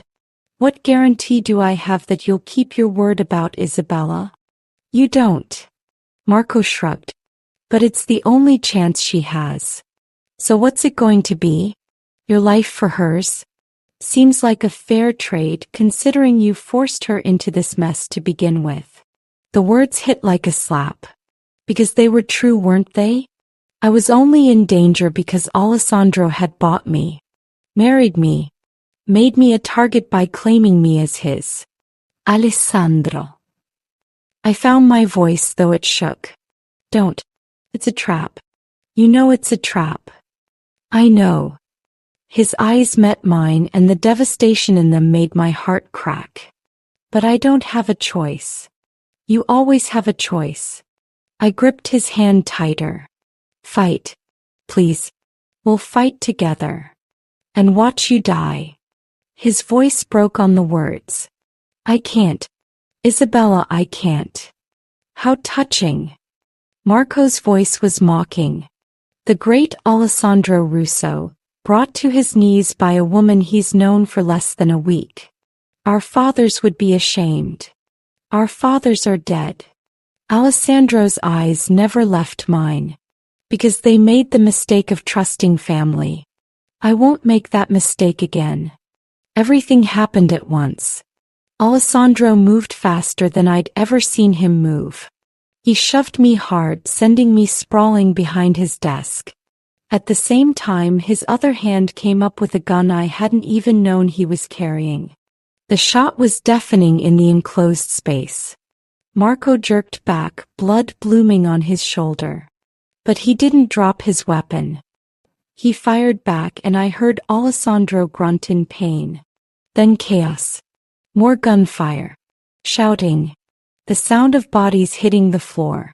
I curled behind the desk, hands over my ears, praying that Alessandro was still standing. Still breathing. The firing stopped as suddenly as it had started. Silence fell, broken only by ragged breathing and the ringing in my ears. Isabella. Alessandro's voice. Rough. Pained. Are you hurt? I lifted my head cautiously. The study looked like a war zone. 2 of Marco's men were down, not moving. The third was clutching his leg and moaning. And Marco was on his knees, hand pressed to his shoulder, his gun on the floor a few feet away. Alessandro stood over him, his own gun pointed at Marco's head. Blood seeped through his white shirt from a wound in his side, but his hand was steady. I should kill you right now. Alessandro's voice was empty again. Dead. For betraying me. For threatening her. For being stupid enough to think the Bratva would honor any deal they made with you. So do it. Marco spat blood. Get it over with. No. Alessandro lowered the gun slightly. That would be too easy. Too quick. You're going to live long enough to see what happens when you cross me. Long enough to watch everything you hope to gain turn to ash. He turned to look at me, and the concern that flooded his features was so at odds with the cold killer he'd been seconds ago that it made my chest ache. Come hier, piccola. He held out his free hand. Come to me. I stood on shaking legs and moved around the desk. Glass crunched under my feet. I was still barefoot, still wearing nothing but Alessandro's shirt. When I reached him, he pulled me against his side with his wounded arm, hissing slightly at the movement. You're bleeding. My hands fluttered over his shirt, not sure where to touch without causing more pain. It's not bad. Graced me. He kissed my forehead and I felt him trembling. You're okay. You're safe. That's all that matters. Alessandro Marco's voice was weak. Please. We're family. We grew up together. You can't dash. You stopped being family the moment you pointed a gun at my wife. Alessandro's voice was arctic. The moment you chose money over blood. The moment you betrayed everything our fathers taught us about loyalty. He pulled out his phone with his free hand and made a call. Luca. I need a cleanup crew at the penthouse. 3 bodies to dispose of, 1 to deliver. He glanced at Marco. Yeah, the traitor. Take him to the warehouse on 5th. The old one. Make sure he understands exactly what happens to people who betray the Russo family. Marco went pale. Alessandro. No. Not the warehouse. Please. Just kill me. Don't dash. You should have thought about that before you sold me out. Alessandro hung up and tucked the phone away. Get up. I can't. I'm bleeding. I don't care. Alessandro's voice was merciless. Get up or I'll put another bullet in you and drag you there myself. Marco struggled to his feet, swaying. Blood dripped from his shoulder onto the expensive rug. Within minutes, more men arrived. Alessandro's men, I realized, recognizing a few faces from the wedding. They looked at the carnage with professional detachment, then began efficiently dealing with the bodies. 2 of them hauled Marco out, ignoring his pleas. Through it all, Alessandro kept me pressed against his side, his grip never loosening. When we were finally alone again, the bodies gone, the glass being swept up by a silent cleaning crew, Alessandro's control finally cracked. He pulled me against him, burying his face in my hair, his whole body shaking. I almost lost you. His voice was raw. Broken. If he'd pulled that trigger, if I'd been 1 second slower, dash. But you weren't. I wrapped my arms around him carefully, mindful of his wound. You saved me. Again. I put you in danger in the first place. He pulled back to look at me and the guilt in his eyes was devastating. Marco was right about that. You're only a target because of me. Because I was selfish enough to want you despite knowing what it would cost. Alessandro. You should leave. The words came out like they were being torn from him. I'll set you up somewhere safe. Give you enough money to never have to worry. You can go to London like you wanted. Have the life you planned before I dash. I grabbed his face in both hands, forcing him to look at me. Stop. My voice was firm. Just stop. I'm not leaving. Isabella, you don't understand. This will keep happening. There will always be someone who wants to hurt me by hurting you. Someone who sees you as my weakness. Then let me be your strength instead. I held his gaze. You said I was yours. That you'd burn the world down to keep me safe. Well, guess what? Goes both ways. I'm not running. I'm not leaving you to face this alone. You're insane. But there was wonder in his voice. You're absolutely insane. Maybe. I pulled him down and kissed him, tasting blood and smoke in desperation. But I'm also your wife. And I meant those vows, Alessandro. For better or worse. In sickness and in health. Tildet. Don't. He silenced me with another kiss, this one almost violent in its intensity. Don't say that. Don't even think it. When he finally released me, we were both breathing hard. We need to get you to a doctor. I pressed my hand gently to his side, feeling the warm wetness of blood. This needs to be treated properly. Later. He caught my hand, bringing it to his lips. Right now, I need to know you're okay. Really okay. I'm terrified, I admitted. And confused. And I'm pretty sure I'm going into shock. But I'm alive. We're both alive. That's what matters. He closed his eyes, breathing deeply. When he opened them again, some of the darkness had cleared. I'm going to end this. His voice was hard. Determined. The Bratva. The Volkovs. Anyone else who thinks they can use you against me. I'm going to burn them all down until there's nothing left but ash. And then what? And then he pulled me close again, more carefully this time. And then maybe we can have something normal. Something good. Something that doesn't involve you hiding in safe rooms while I fight for our lives. I don't know if we'll ever have normal, I said quietly. Not in your world. Then I'll make a new world. The conviction in his voice was absolute. One where you're safe. Where we can wake up together without wondering if it's the last time. Where His phone rang. He growled in frustration but answered it. What? I watched his expression change as he listened. The color drained from his face. When? His voice had gone deadly calm again. How many? A long pause. I'm on my way. He hung up and looked at me, and the devastation in his eyes made my blood run cold. What happened? The Bratva.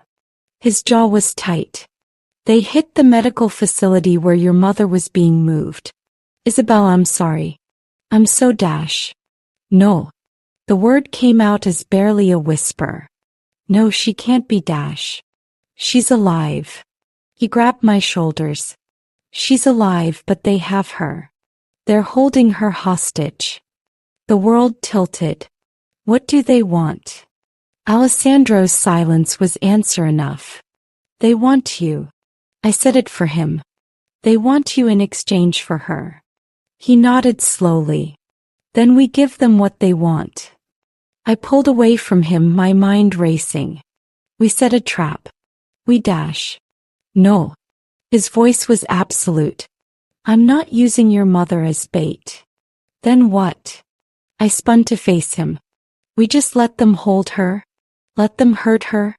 Alessandro, she's all I have left. The warehouse on the waterfront looked like every other abandoned building in this part of the city. Broken windows, rusted metal siding, graffiti covering the walls. But I'd learned enough in the past week to know that appearances were deceiving in Alessandro's world. This wasn't just a warehouse. It was a fortress. Stay close to me. Alessandro's hand was firm on my lower back as we approached. Don't speak unless I tell you to. Don't react to anything you see. Understood. I nodded, my throat too tight to answer verbally. We'd spent the last 3 hours planning. Alessandro had called in every favor, mobilized every resource, mapped out every possible scenario. His men were positioned around the building, snipers on rooftops, ground teams in the shadows, a whole invisible army waiting for his signal. But none of it mattered if we couldn't get my mother out alive. The Bratva's demands had been simple. Alessandro walks in alone, unarmed, and surrenders himself. In exchange, they release my mother unharmed and promise to leave his territory. Alessandro had agreed to everything except the alone part. If they think I'm going to let you walk into their hands without insurance, he'd said while checking his weapons, they're even stupider than I thought. So I was his insurance. His reason to stay alive. The leverage that would keep the Bratva from putting a bullet in him the moment he walked through the door. At least that was the plan. The door swung open before we reached it. A man stood in the entrance, young, with sharp Slavic features and cold eyes. He looked me over with open contempt before addressing Alessandro. Alessandro Russo. His accent was thick. You're late. Traffic. Alessandro's voice was bored. Where's Alexei? Inside. Waiting. The man's eyes flicked to me again. The woman wasn't part of the deal. The woman is my wife. Alessandro's hand tightened on my back. She goes where I go. That's non-negotiable. Alexei won't like it. Alexei can take it up with me personally. Alessandro's smile was all teeth. Now, are we doing this, or are you going to stand there wasting my time? The guard hesitated, then stepped aside. We walked into darkness.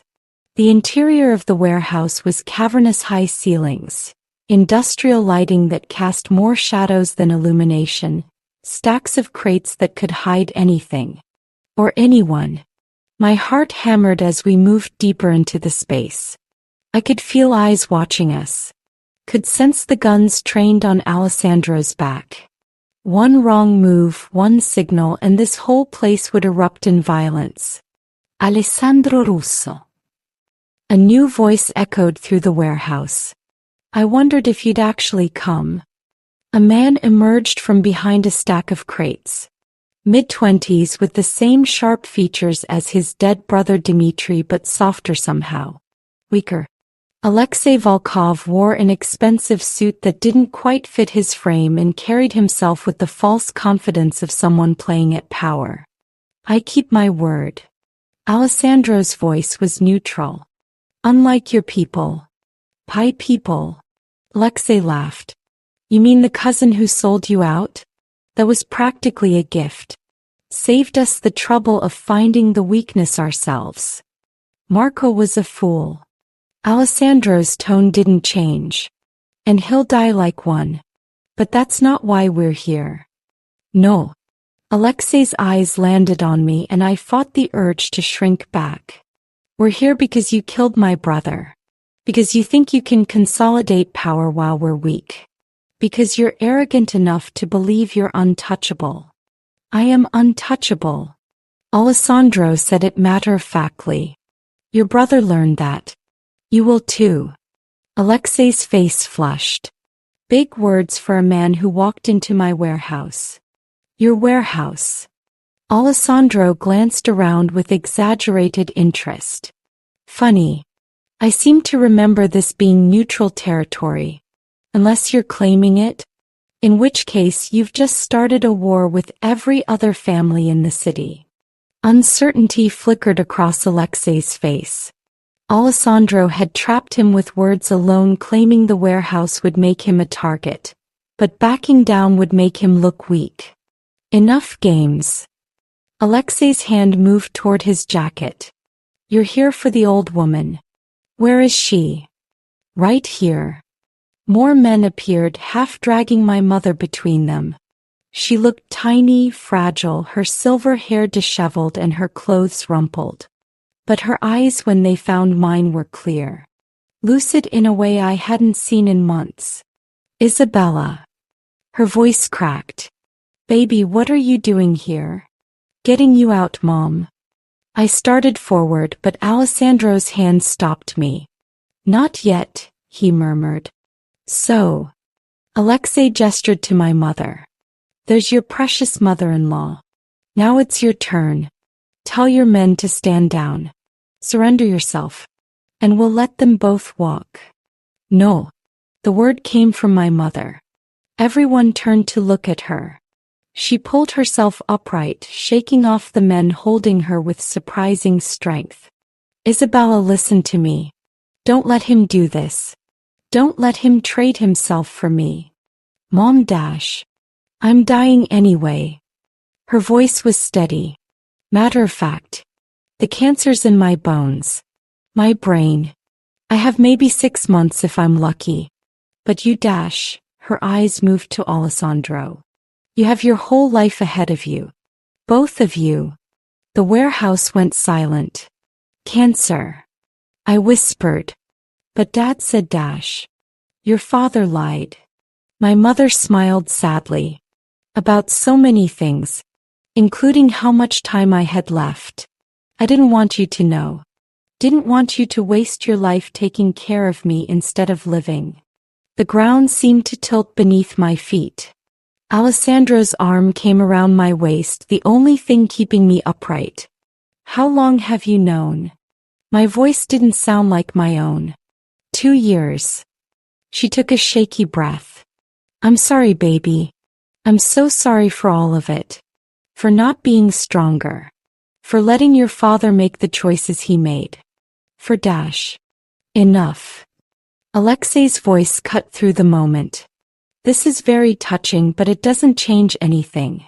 Russo, you have 10 seconds to decide. Surrender or I put a bullet in her head right now. Alessandro went absolutely still beside me.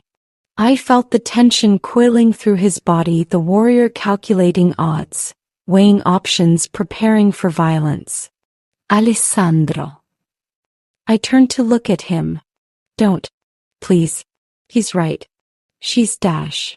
No. His voice was absolute. I'm not letting your mother die. Not today. Not like this. You don't have a choice. I gripped his jacket. If you surrender, they'll kill you anyway. You know that. Marco knew that. This whole thing is dash. A trap. Alessandro's lips curved slightly. I know. Before I could process what he meant, everything happened at once. The warehouse lights exploded, all of them simultaneously, plunging us into darkness. Gunfire erupted from every direction. I felt Alessandro tackle me to the ground, his body covering mine as the world descended into chaos. Stay down, he roared over the noise. I pressed my face against the concrete, hands over my head, and prayed. The gunfight seemed to last forever but was probably only minutes. I heard shouting in Russian and Italian. Heard bodies hitting the floor. Heard my mother scream my name before the sound was cut off abruptly. Then, as suddenly as it had started, silence fell. Emergency lighting kicked in, dim red bulbs that cast everything in hellish shadows. Alessandro pulled me to my feet, checking me over with frantic hands. Are you hurt? Did you get hit? No. I'm okay. I looked around at the carnage. Bodies everywhere. Blood pooling on the concrete. My mother, where's my dash? Here. A new voice called out. One of Alessandro's men, Luca, I thought his name was, emerged from behind a crate, supporting my mother. She looked shaken but unharmed. Mom. I ran to her and she caught me in trembling arms. I'm okay, baby. I'm okay. How touching. We all turned. Alexei Volkov stood at the far end of the warehouse, backing toward a door. He had a gun in each hand and his face was twisted with rage and fear. You think you've won? He snarled at Alessandro. You think this is over? It's not over. It will never be over. As long as a single Volkov draws breath, we will hunt you. We will destroy everything you dash. The shot came from outside. Alexei jerked, eyes going wide. He looked down at the red blooms spreading across his chest, then up at Alessandro with confusion. You dash. I told you, Alessandro said quietly. I am untouchable. And anyone who threatens what's mine learns that the hard way. Alexei collapsed. For a moment no one moved. Then Alessandro was striding toward me, pulling me and my mother both into his arms. It's over, he murmured against my hair. It's finally over. The Bratva dash. Leaderless. Broken. The other families will carve up what's left of their territory within the week. He pulled back to look at me. No one will come for you now. No one would dare. I wanted to believe him. But I'd learned enough about his world to know that over was a relative term. We should go. Luca appeared at Alessandro's side. Cops will be here soon and we need to be gone before they arrive. Alessandro nodded. He kept one arm around me and one around my mother as we moved toward the exit. His men formed a protective circle around us, weapons still drawn, scanning for any remaining threats. Outside, dawn was breaking over the city. Pink and gold light spilled across the waterfront, making the blood on Alessandro's clothes look almost beautiful. Mrs. Castellano. Alessandro looked at my mother. I have a car waiting to take you to a private medical facility. The best care money can buy. You'll be comfortable there. Thank you. My mother's voice was weak. But I need to tell Isabella dash. Later, Mom. I squeezed her hand. Right now you need to rest. We'll talk once you're settled. She nodded, tears streaming down her face. I'm so sorry, baby. For everything. I know. I kissed her forehead. I know. Two of Alessandro's men escorted her to a waiting car. I watched it drive away, feeling like I was losing something I'd never really had. She'll be okay. Alessandro's arm came around my waist. I promise. For how long? The words came out bitter. 6 months. Less. However long she has, she'll spend it in comfort and peace. He turned me to face him. And you'll spend it knowing she's safe. That's all we can ask for. I leaned against him, suddenly exhausted. The adrenaline was wearing off, leaving only bone-deep weariness. Take me home, I whispered. Home. He repeated the word like he was testing it. Yes. Let's go home. The ride back to the penthouse was silent. Alessandro held my hand the entire way, his thumb tracing circles on my palm. When we finally walked through the door, the glass had been replaced, the blood cleaned, all evidence of the morning's violence erased. It looked exactly as it had before. As if nothing had happened. As if our entire world hadn't been turned upside down. You should rest. Alessandro guided me toward the bedroom. You've been through hell today. So have you. I looked at him, really looked at him. The blood on his clothes. The exhaustion in his eyes. The way he held himself like he was afraid I might disappear if he stopped touching me. Alessandro, what you did back there dash. I did what was necessary. His voice was flat. To protect you. To protect your mother. That's all. You planned it. I stepped back, studying his face. The whole thing. You knew they wouldn't honor the deal. You knew they'd try to kill you. So you set a trap of your own. Yes. You could have told me. Would you have let me go through with it if you'd known? His eyes met mine.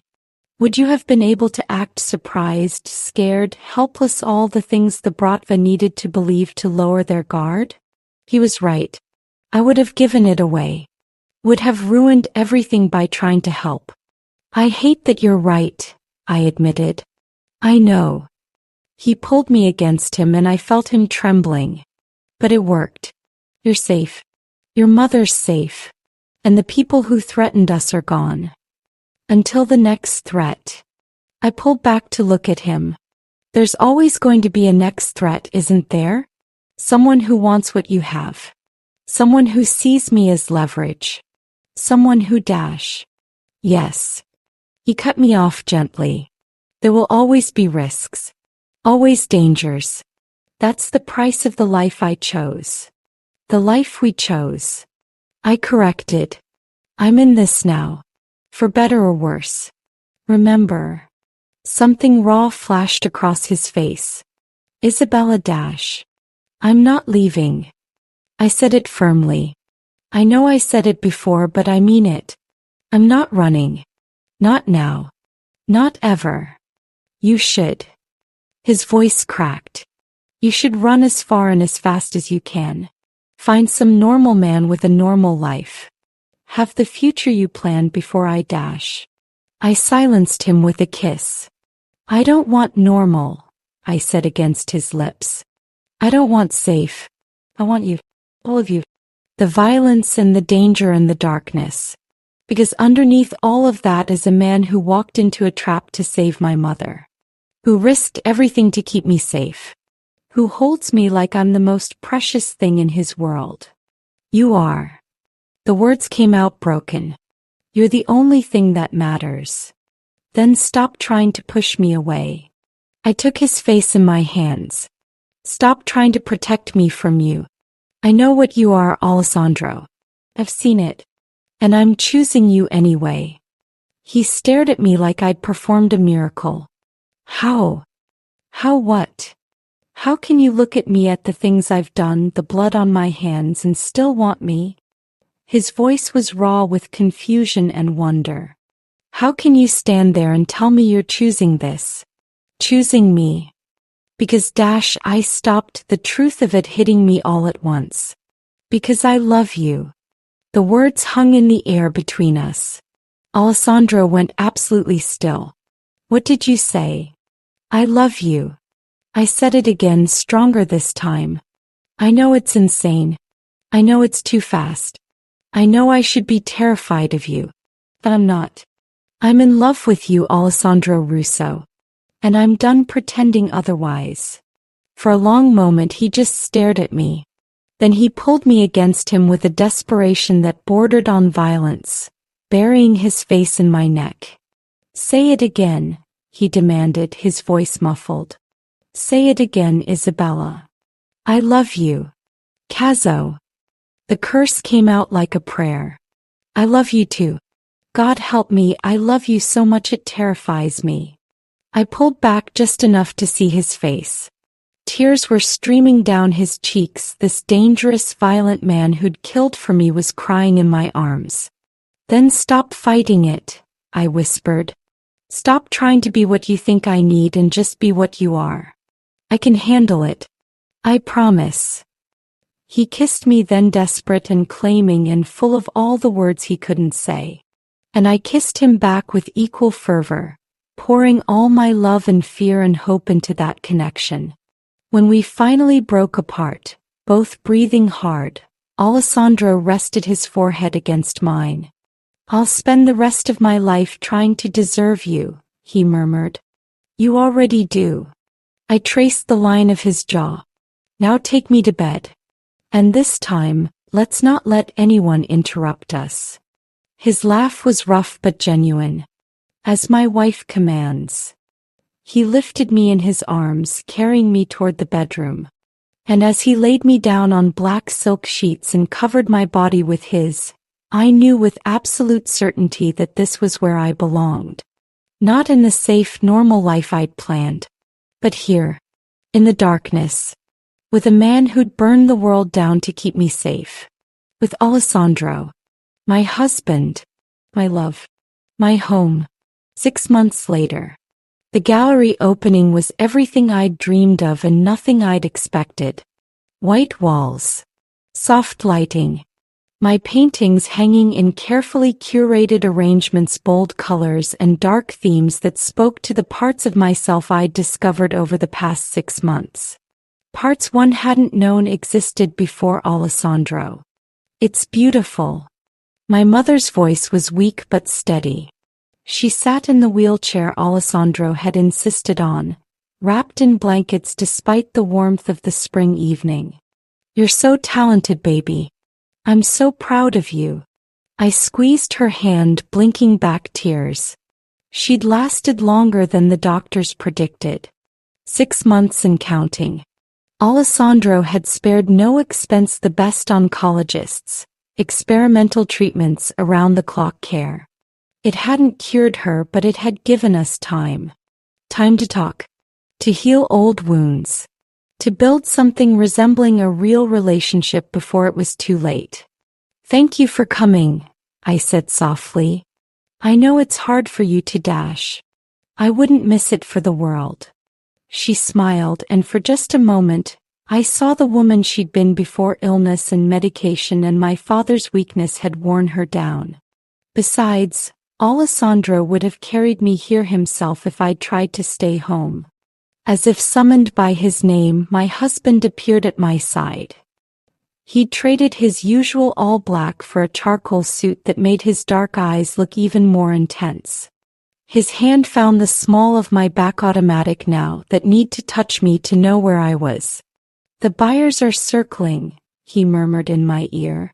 3 of your pieces already have offers. I may have to start a bidding war. You're not allowed to intimidate my potential clients. I tried to sound stern but couldn't stop the smile. I'm not intimidating anyone. His lips curved. I'm simply encouraging them to recognize quality when they see it.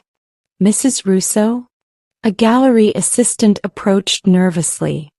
The woman from the Times is here for her interview. I took a deep breath. Right.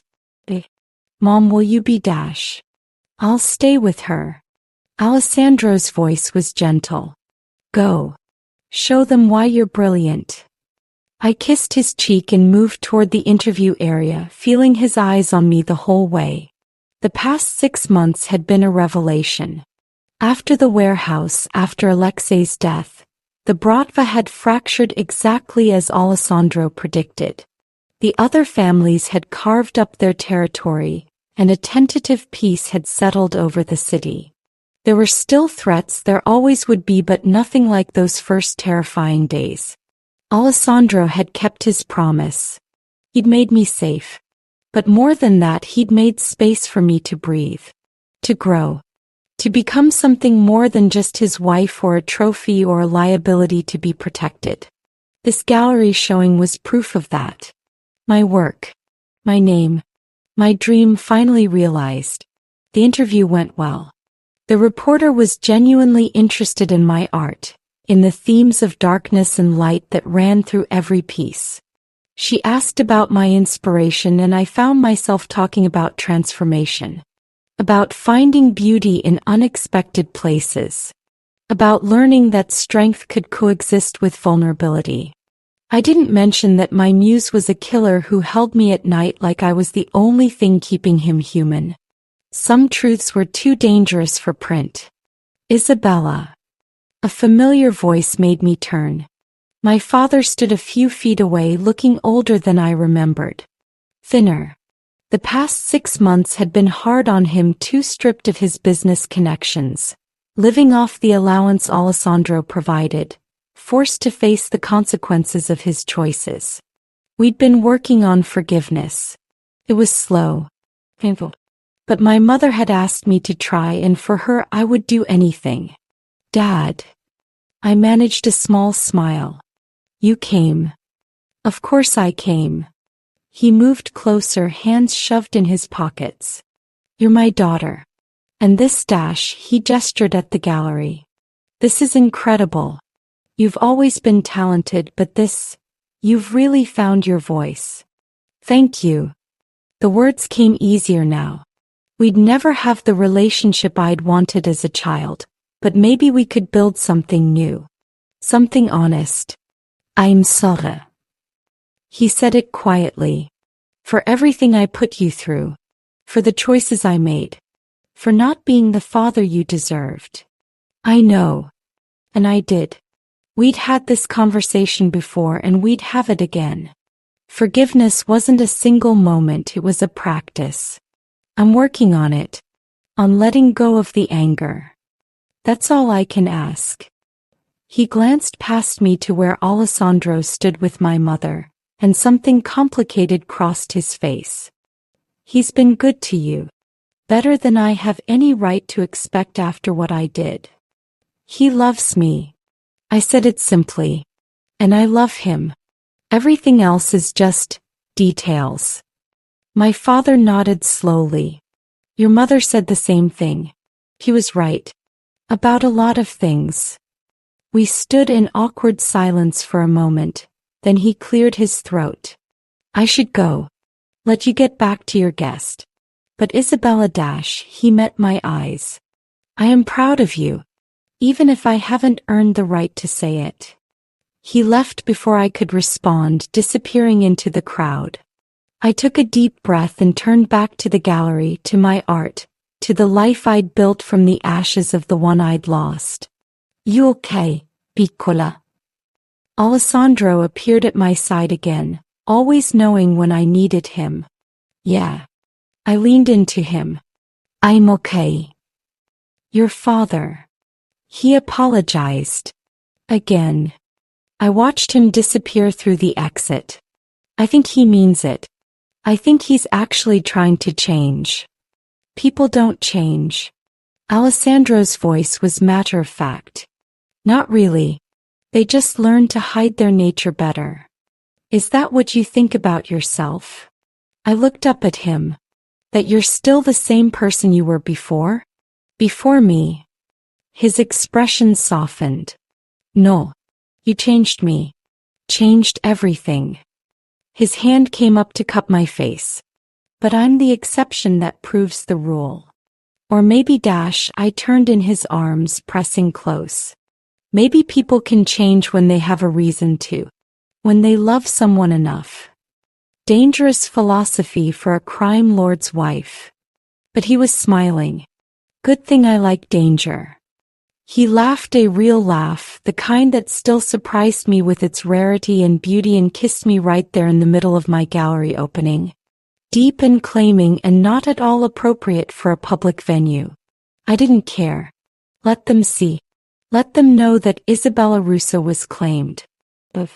Protected by the most dangerous man in the city. When we finally broke apart, I noticed several people trying not to stare. Including the reporter who was definitely taking notes. You're going to make headlines, I murmured. Good. His arm came around my waist, possessive. Let them print it. Let everyone know exactly who you belong to. Caveman. You're caveman. I couldn't argue with that. The rest of the evening passed in a blur of congratulations and sales and more interviews than I'd expected. By the time the last guest left, I was exhausted but glowing. 12 paintings sold. I still couldn't believe it. 12. 13. Alessandro handed me a glass of champagne. I bought the last one. Which one? The one you didn't want to sell. His eyes held mine. The self-portrait. I'd painted it during one of my darker moments, a woman caught between light and shadow, neither fully in one world nor the other. Trapped in the space between. That one wasn't for sale. I know. He took a sip of champagne. That's why I paid triple what the others went for. Consider it my commission for inspiring your dark period. You're impossible. I'm in love. He set down his glass and pulled me close. There's a difference. Alessandro. I wrapped my arms around his neck. Thank you. For all of this. For believing in me. For giving me the space to be more than just your wife. You were always more than that. His voice was serious. From the first moment I saw you. You just needed the freedom to show it. Freedom. I laughed softly. Interesting word choice from the man who basically kidnapped me. I prefer aggressively courted. You paid my father to marry me. Details. I shook my head, but I was smiling. This had become our rhythm, teasing about the darkness of our beginning, acknowledging the truth of what we'd become. Take me home, I said softly. I want to celebrate properly. His eyes darkened with heat. As my wife commands. We didn't make it past the penthouse entrance before he had me pressed against the wall, his mouth on my throat, his hands already working the zipper of my dress. Alessandro dash, I gasped as his teeth scraped my pulse point. Bedroom dash. Too far. He lifted me and I wrapped my legs around his waist. Need you now. We made love right there in the entryway, desperate and claiming and perfect. Afterward, he carried me to the bathroom and we shared a shower that turned into another round of passion. It was well past midnight when we finally collapsed into bed, limbs tangled, hearts still racing. I have something for you. Alessandro reached into his nightstand and pulled out a small velvet box. Alessandro, you already bought my painting dash. Open it. Inside was a key. Simple.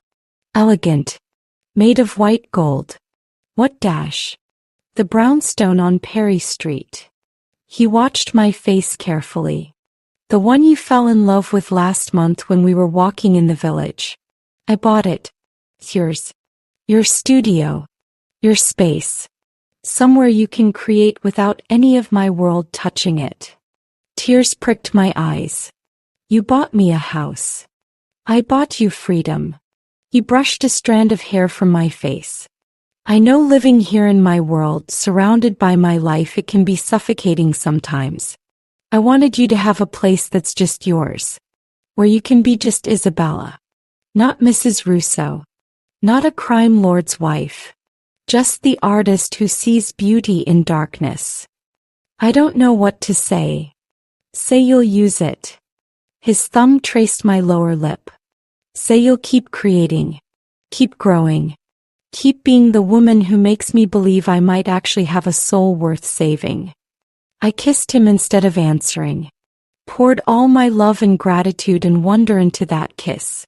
When we finally broke apart, both of us were crying. I love you, I whispered against his lips. So much it terrifies me sometimes. Good. He pulled me close, tucking me against his chest. That's how it should be. Love should be terrifying. It's the only way you know it's real. I settled into his arms, listening to his heartbeat, feeling the rise and fall of his breathing.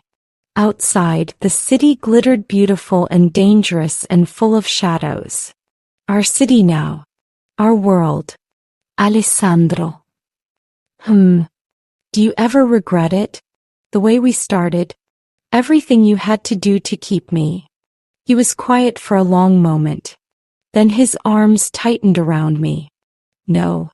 His voice was absolute. I'd do it all again. The violence. The blood. The war. All of it. 1,000 times over.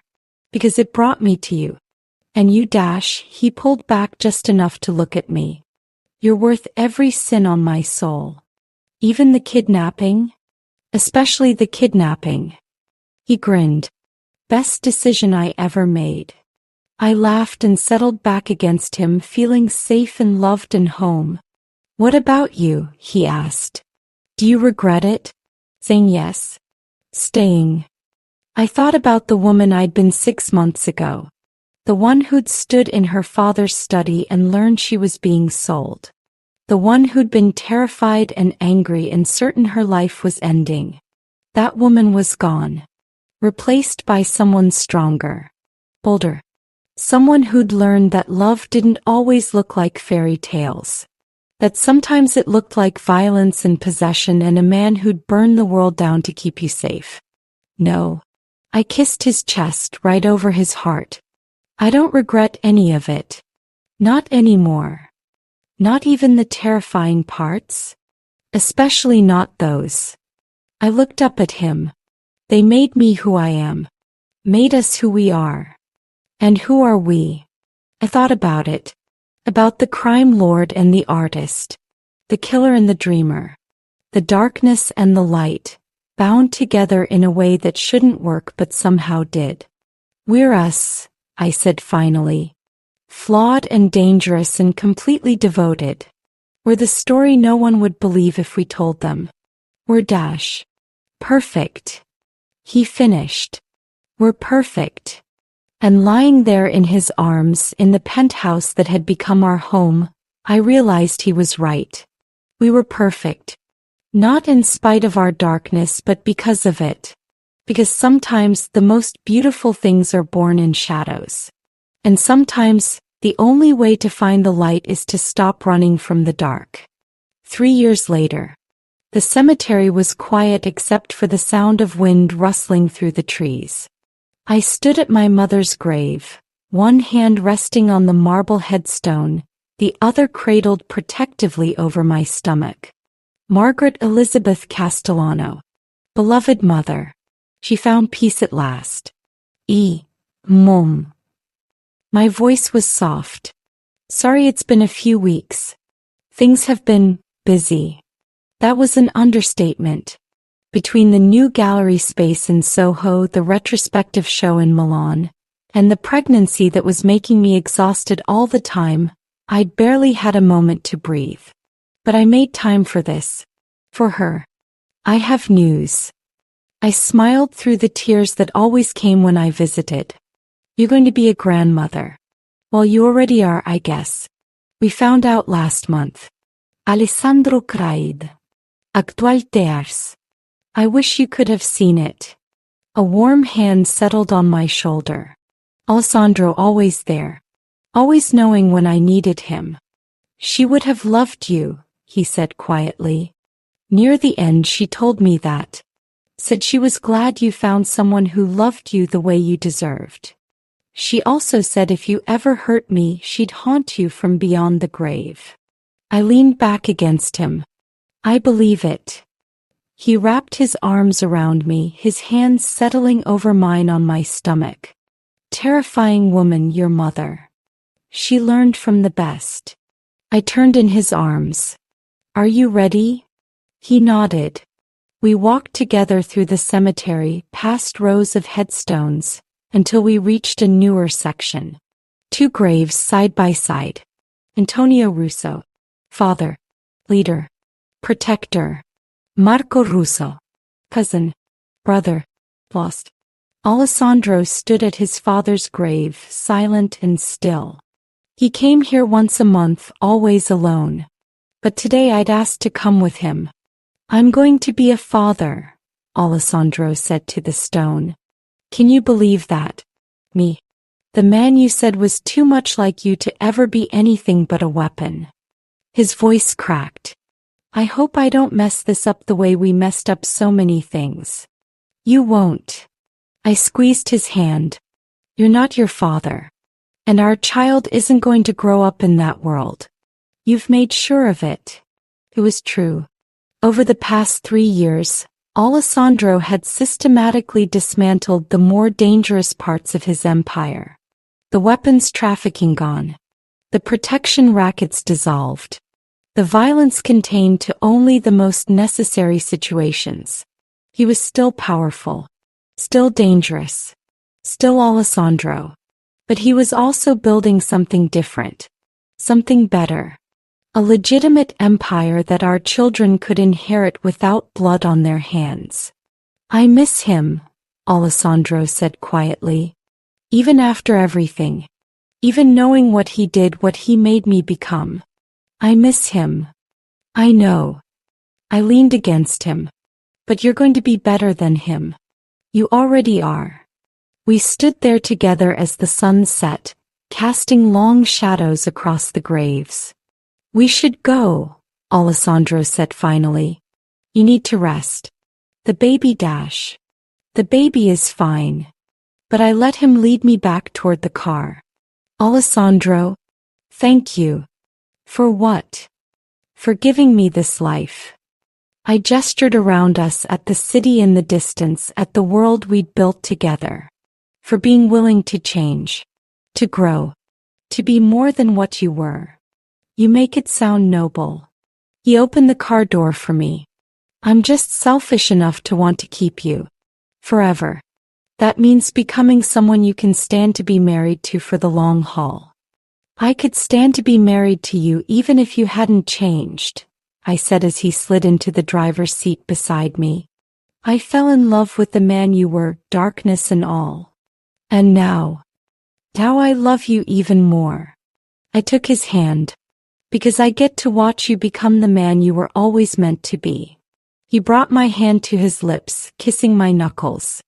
Where tu, piccola? Home. I smiled. Take me home. As we drove through the city, our city, the one we'd fought for and bled for and built together, I thought about everything that had brought us here. The arranged marriage I'd never wanted. The fear and anger and desperate, impossible love. The violence and blood and sacrifice. And I realized that I wouldn't change any of it. Because all of it, every terrible, beautiful moment had led us here. To this life. This love. This future. I'd been bound by shadows once. But Alessandro had taught me something important. Sometimes the shadows don't trap you. Sometimes they set you free. The end.